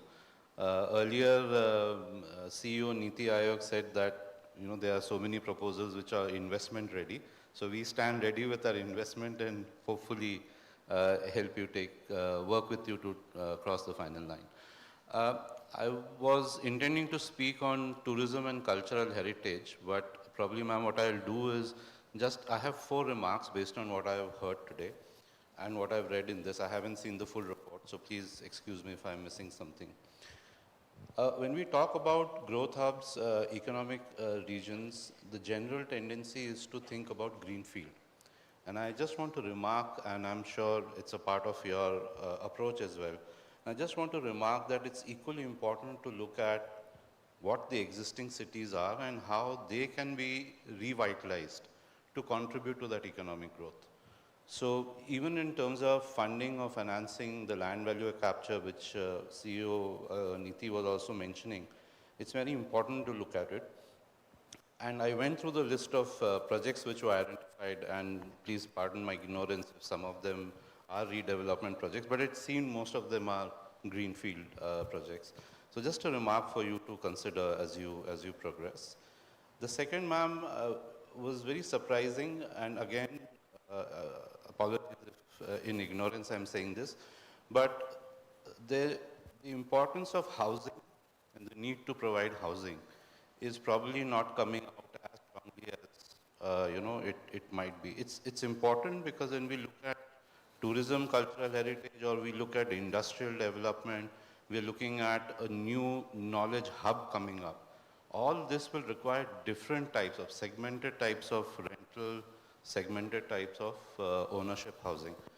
So that's the second point. The third point, ma'am, it was very encouraging to see the proposal to set up the ERDA.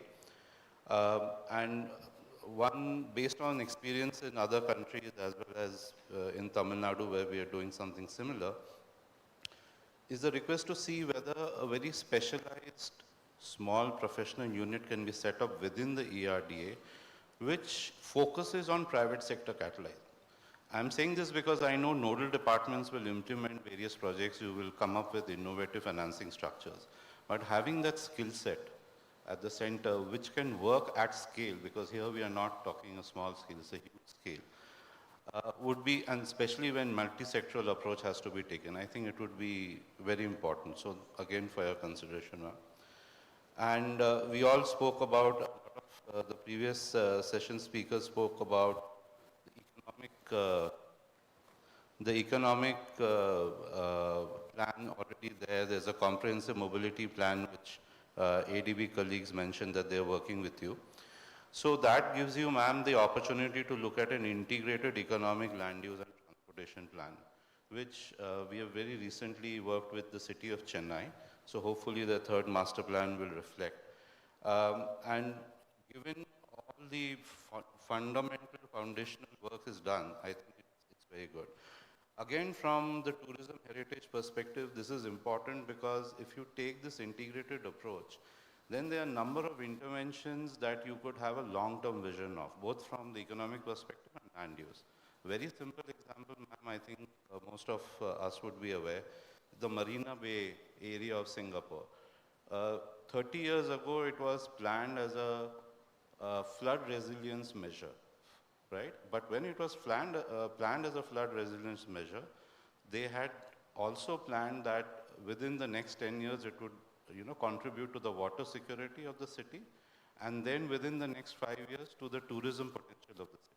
And today we know it as a tourist area. So that is the kind of planning I think we need to go for.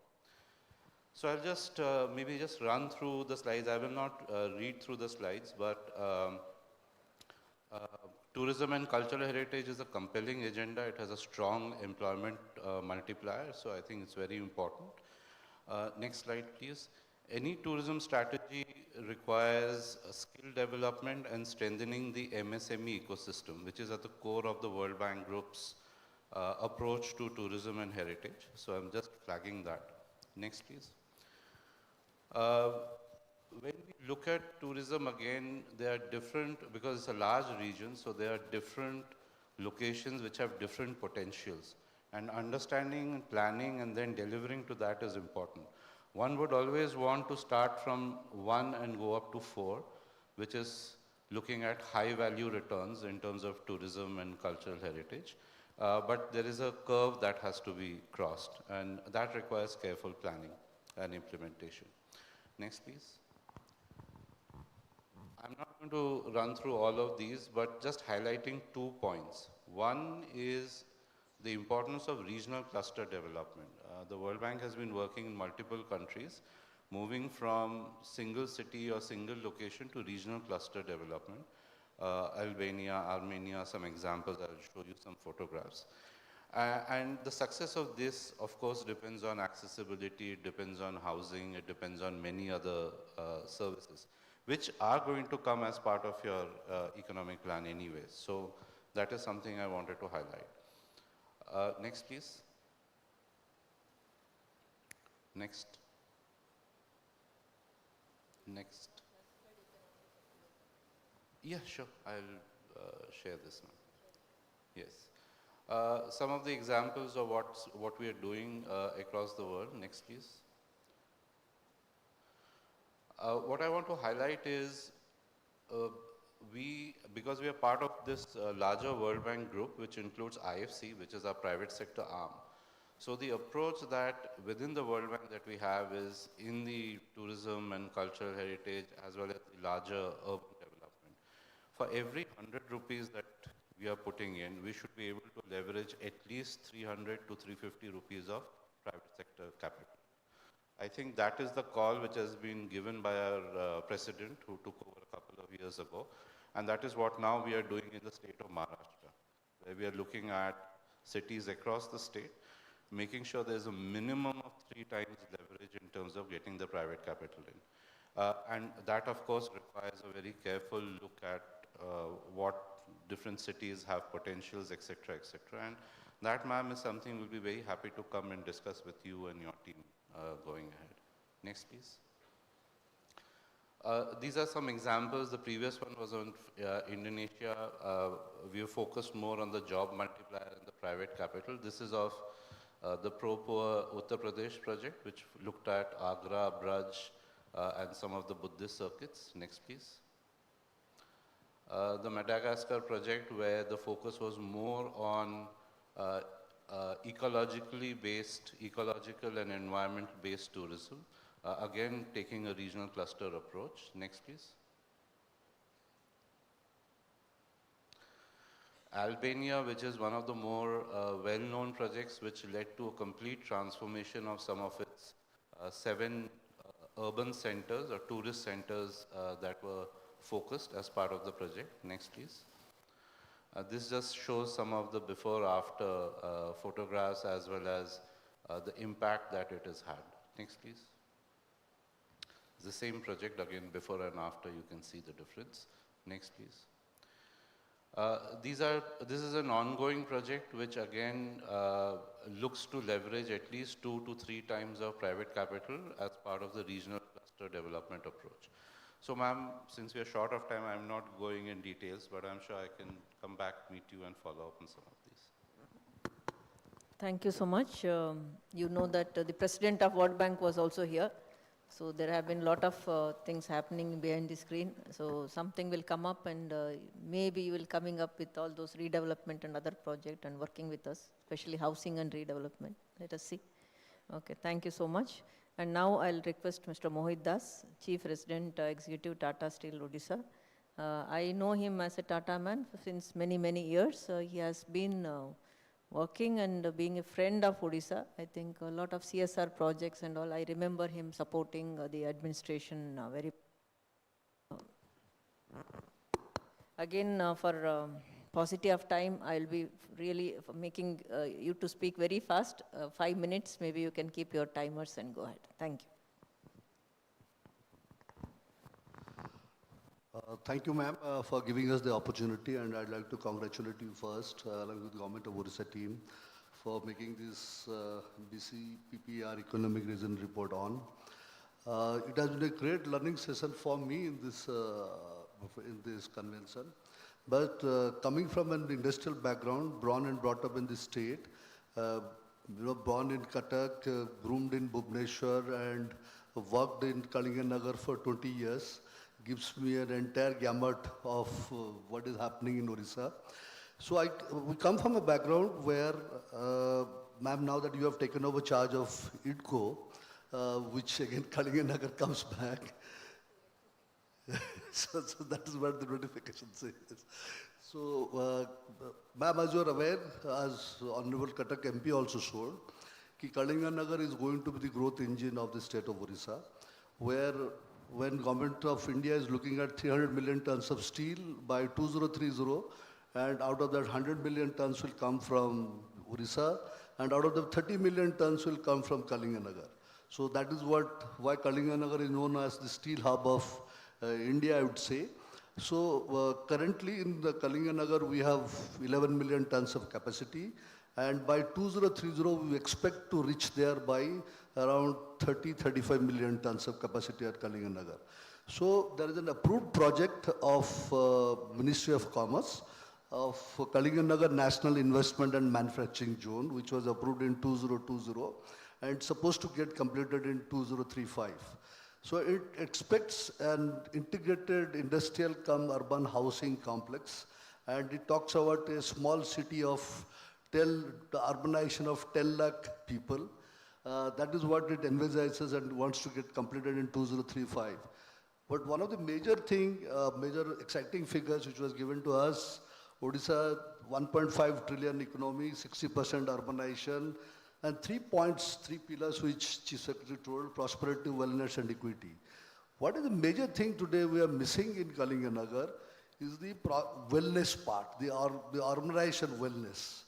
Today, in my 18 years of Kalinganagar in career, hardly I spend a night there. I come back to Bhubaneswar because the quality of life, the quality of urbanization, the quality of access to education, the quality of access to wellness spaces to reach. So what I've tried to find out, I would have tried to present if KNMZ can be developed as an integrated, as a hub and spoke model with the BCPPR.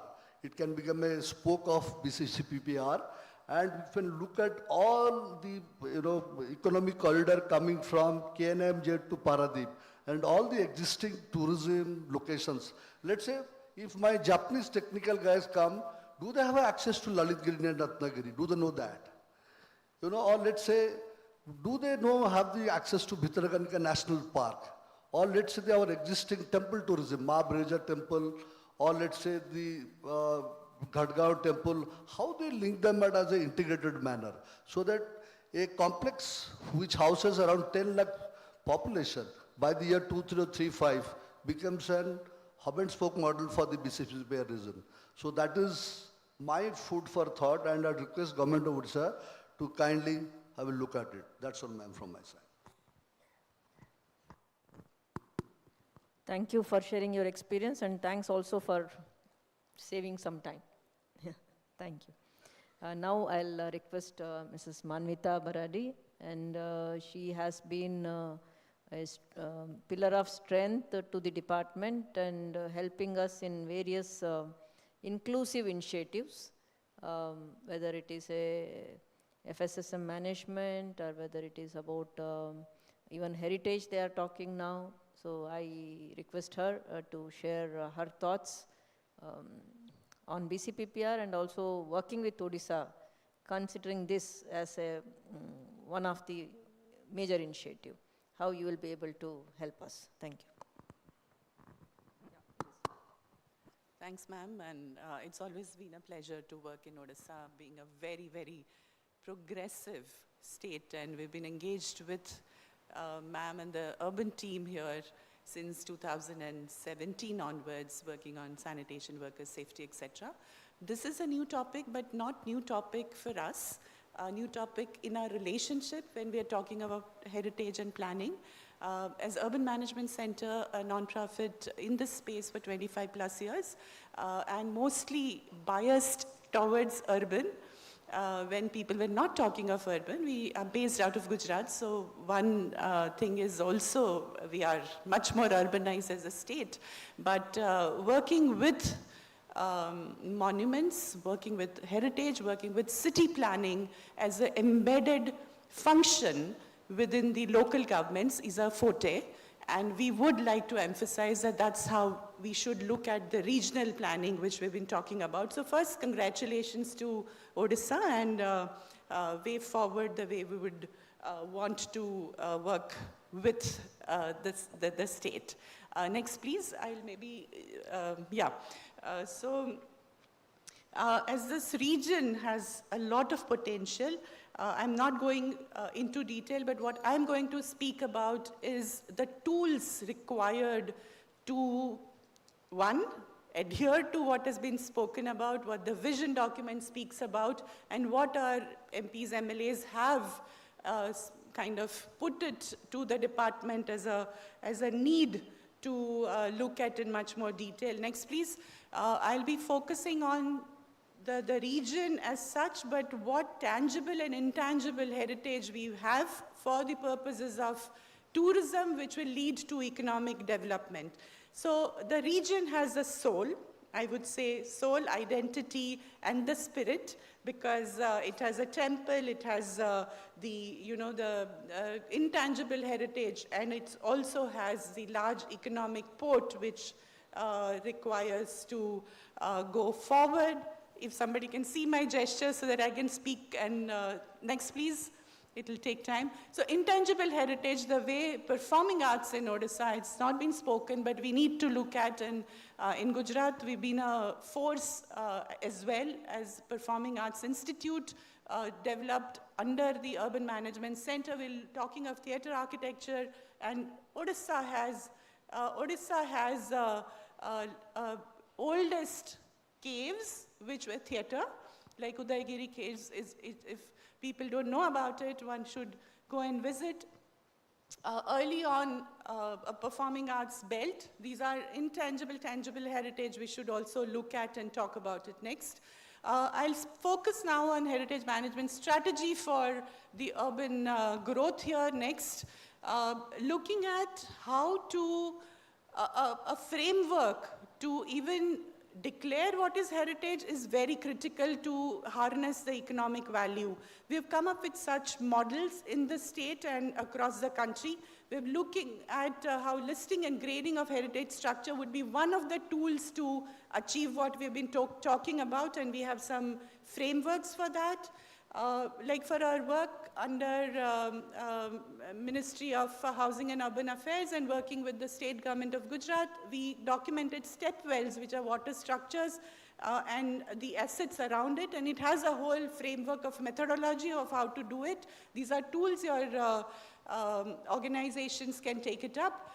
Urban, the heritage, which is urban heritage management plans for urban sectors, would also become very critical, which will give us ideas for mobility and climate change, which has been spoken about it. It should be an integrated document. Next, please. One has to look at, for instance, the way we've looked at Jodhpur city center and its rejuvenation. Such plans and all of the Odisha cities are so beautiful. We have to harness and have a process in making those plans to develop these. Under our Hriday program, which was Government of India's, we looked at Dwarika of Gujarat. And as you know, ma'am, we have a relationship between Puri and Dwarika as Lord Krishna in two differently looked at cities. And such planning documents become very important for decision makers to take these things forward. Looking at preparation of city plans with heritage embedded, not just monuments which could be just, like when we say monuments, it has an urban fabric around it, and we don't look at the fabric when we look at the monument. Next, please. So the development can happen, but people have to be looked at the center of the whole thing. One has to look at the Regulatory Act, which is the third point I'd like to make. Unfortunately, when we go to Cuttack, the kind of bylaws unfortunately don't exist, or maybe they're not implemented well. The buildings are so close to each other. There's water sanitation, ventilation, and all of these issues. One has to have a regulatory act with heritage management in perspective, and bylaws are the great tools for making that happen. Unless we do that, none of the economic planning which we're talking about it would be harnessed. Next.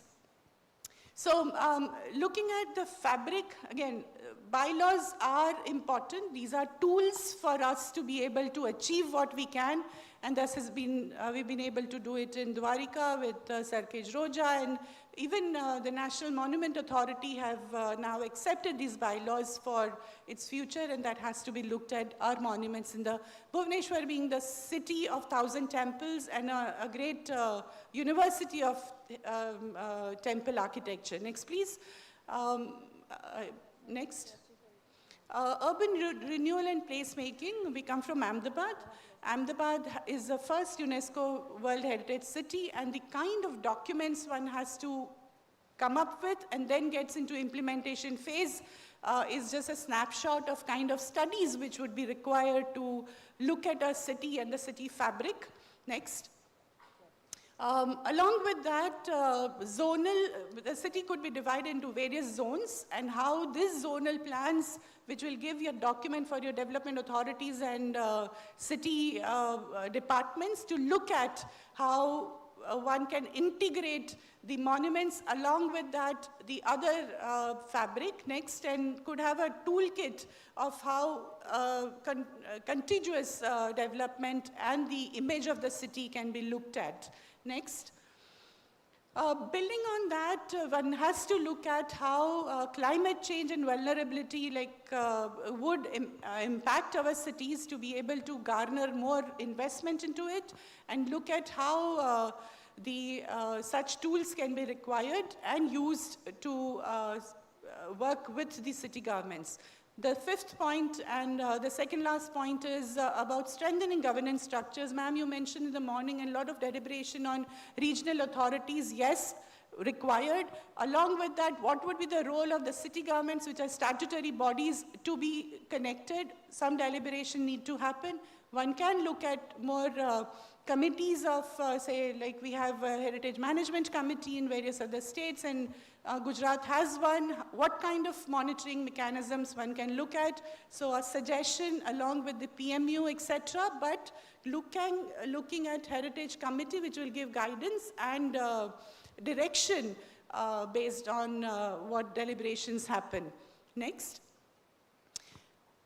Heritage and tourism is a very complex subject. This is, it is cross departments, across ministries, and that you can't see it well, but the national, state, and the city governments are required, and there are a series of things to be achieved. If we create a roadmap of who does what, and this could be just a framework, we did it in Madhya Pradesh, but such an exercise can also be undertaken for Odisha, so that one can know for which aspect where to go, how to go, who to contact. So maybe this kind of an exercise could be a multi-agency existing governance structure which is complex, which could be simplified with your guidance and initiative. Next. And just a process simplification can also come up. Next. I think this is my last slide, but more questions we can take whenever we have time. Thank you so much. Again, I'll remind that any delay, I fear that more people may go, so we'll expedite. Now over to Kaustubh Srivastav. I think entire document he has his hand to prepare. Very briefly, because I think because of your involvement, it doesn't, you may require whole day to explain, but now with whatever gist you can just mention how you went through and what is the way forward you look up to. Thank you. Good morning, everyone. Firstly, thank you for this opportunity. And being part of this BCPPR plan has given a lot of insights. I think our whole team has learned a lot. So firstly, I would like to point out some key highlights, I would say. For example, how growth drivers are converging in these whole economic plan, from transport, education. These are multi-sectoral, as ma'am pointed out. Tourism is not just a one sector or one department project. So, and one more major thing that BCPPR is positioned very well.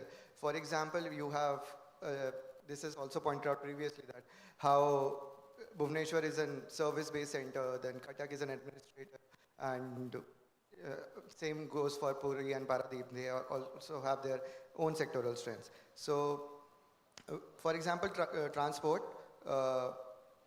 when we talk it from a tourism perspective, we gave a circuit-based approach. And so that tourists, when they are coming, they just don't go to one or two places and they have to go back. So they have a, probably from 1 or 2 days to probably 5 days, they can go around many places, and this has been done in a circuit-based approach. So again, transport plays a major part in this. And these projects needs to be designed in who are experiential in nature, and all of this will eventually lead to growing up the local economy. From manufacturing perspective, the focus there is not merely on adding capacity, but predictability, safety, last mile access, and this is in terms of transport I'm talking about. And obviously education plays a major role. We have given a lot of knowledge corridors. These are sector-specific corridors from manufacturing, tourism, and other growth drivers, chemical industry, textile. So all of these connects, and these colleges and whatever the institutions we have, they add on to it. And they've tried to integrate the academia, research, industry in a more cohesive way. Just to cut short, this economic plan moves forward from, as it moves from vision to implementation. Its successful depend not only on the identification of projects, which has already been done, but on how these projects are structured, sequenced, and integrated. The emphasis on allowing systems to evolve together, strengthening connectivity and institutions first, and progressively enabling more integrated and transformative outcomes. This approach ensures that BCPPR growth remains coordinated, resilient, and aligned with its long-term aspirations. Thank you.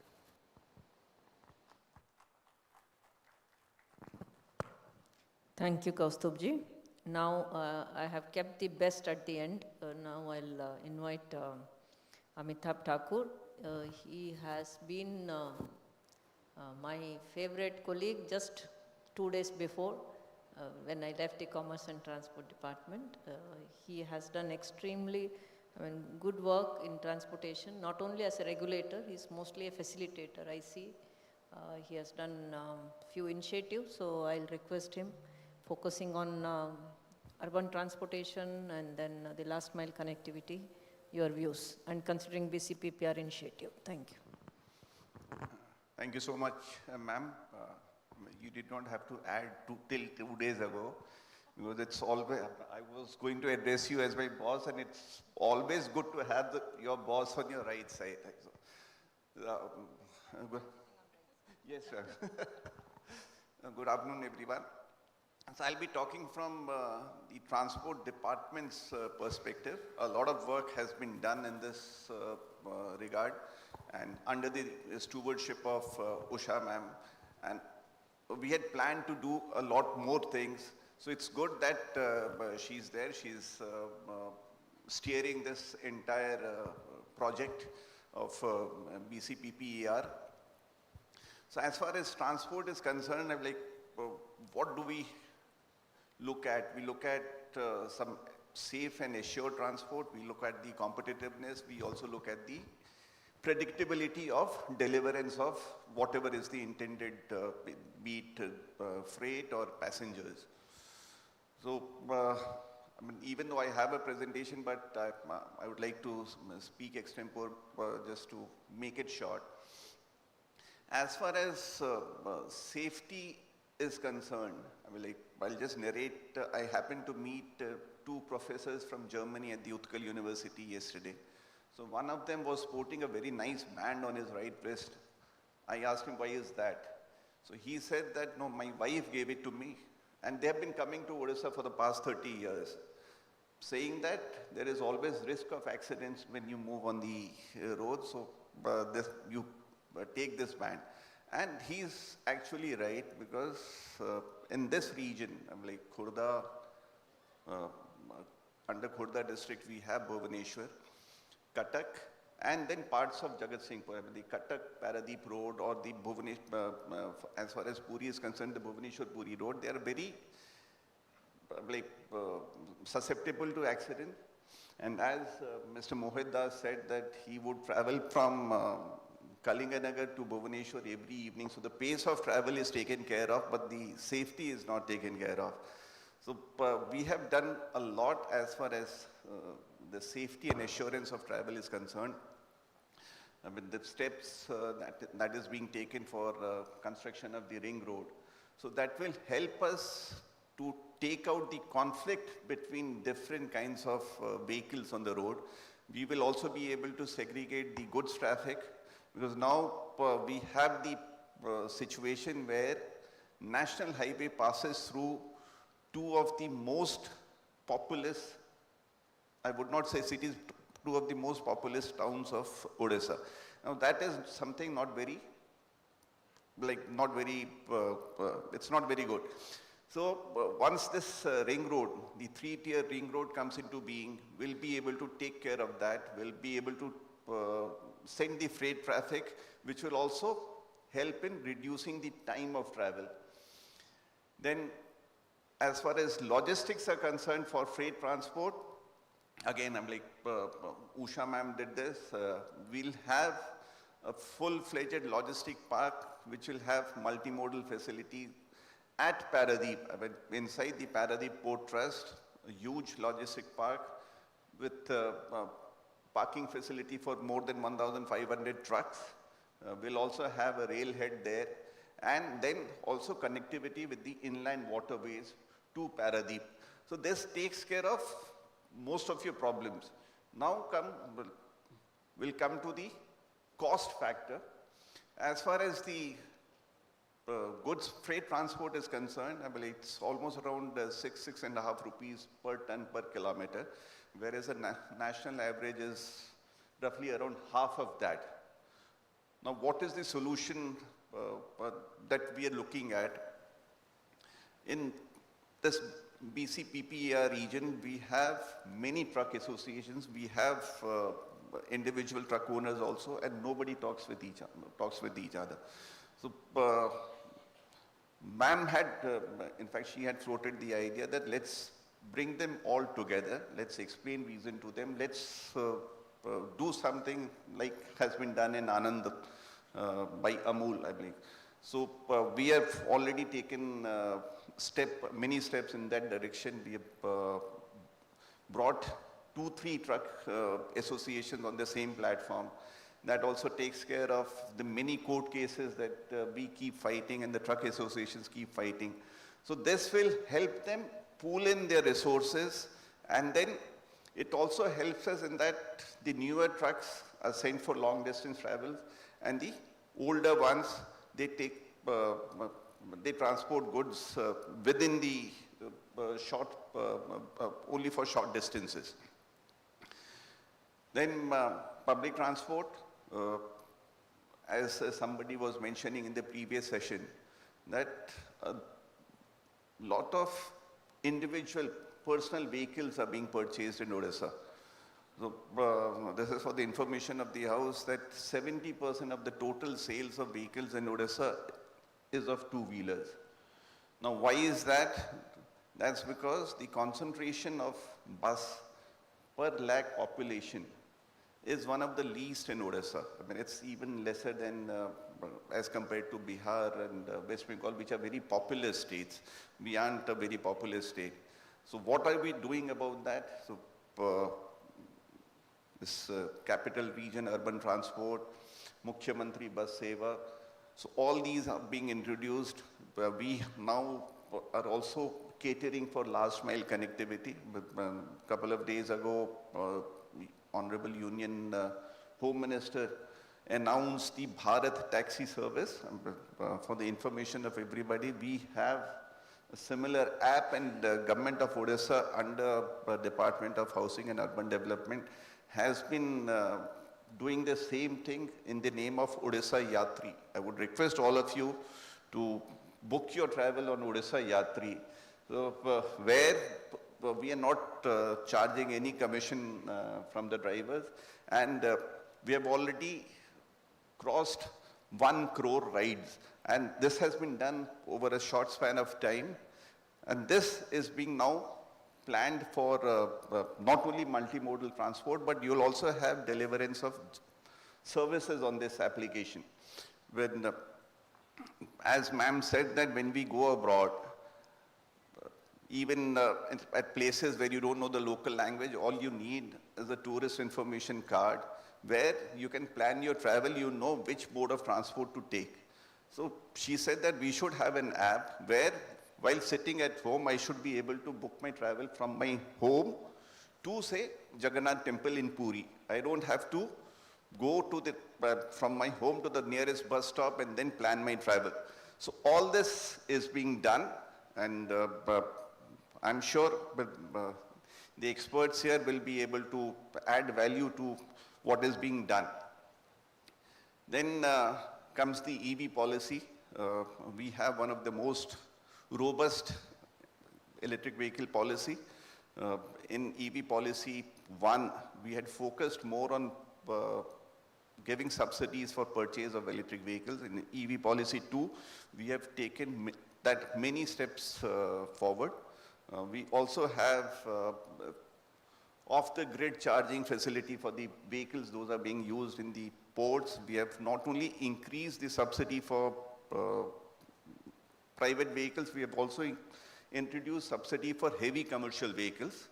And then to help them, we are setting up public charging stations all over the place. So within the next 1 year, all our highways will be green corridors. Then most of the important roads, including the road from Bhubaneswar to Cuttack to Paradeep and Bhubaneswar Puri, will be a complete green corridor. This helps us in lessening the emission, and this the region in the state, since we'll see many more vehicles in the coming few years. So our electric vehicle policy will definitely help in that regard. So but this is some of the things that we have been doing, and looking forward to your suggestions and looking forward to continued guidance of my boss, who is always my boss. Thank you so much. Thank you. That is so kind of you, Amitabh. But I am sure all the good works, he has a huge contribution. I will not open it for any questions because already it is 2:40. I should not testing your patience much. But as I said earlier in the beginning, you have the card. Please put your questions or suggestions. And believe we will certainly look into those things with much attention. And one of our team member can collect those cards also if you have written, and or you have collected. Yes, very good. That thumbs up. So now I'll request my team to come over on the dais and felicitate the panelist. And I'll request you to come and give the panel, souvenir, and also stand. I did not have a good photograph with any of our members. They are coming and going, doing all the hard work. Please, now we'll have an opportunity. With the panelists, we'll have a group photo also. So I'll request our urban team members to come on the dais and we can take a picture. Thank you so much. Thank you. And I'll request the souvenirs can come. Fast, fast.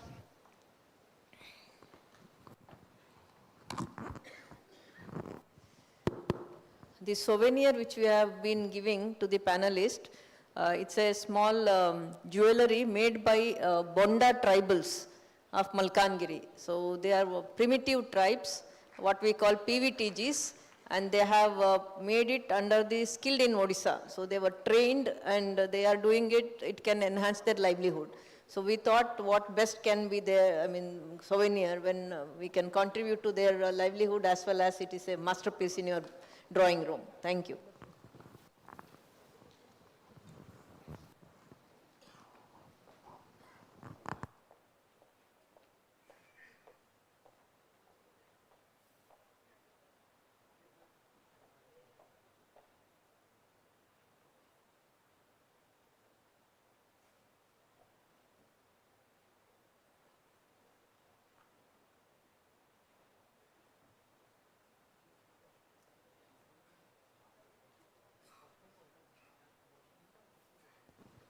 So we'll come in front of the table so that all of us can take the picture. Thank you. So anybody who is on the off the dais, my team members, please come. It is an opportunity for us to take a picture.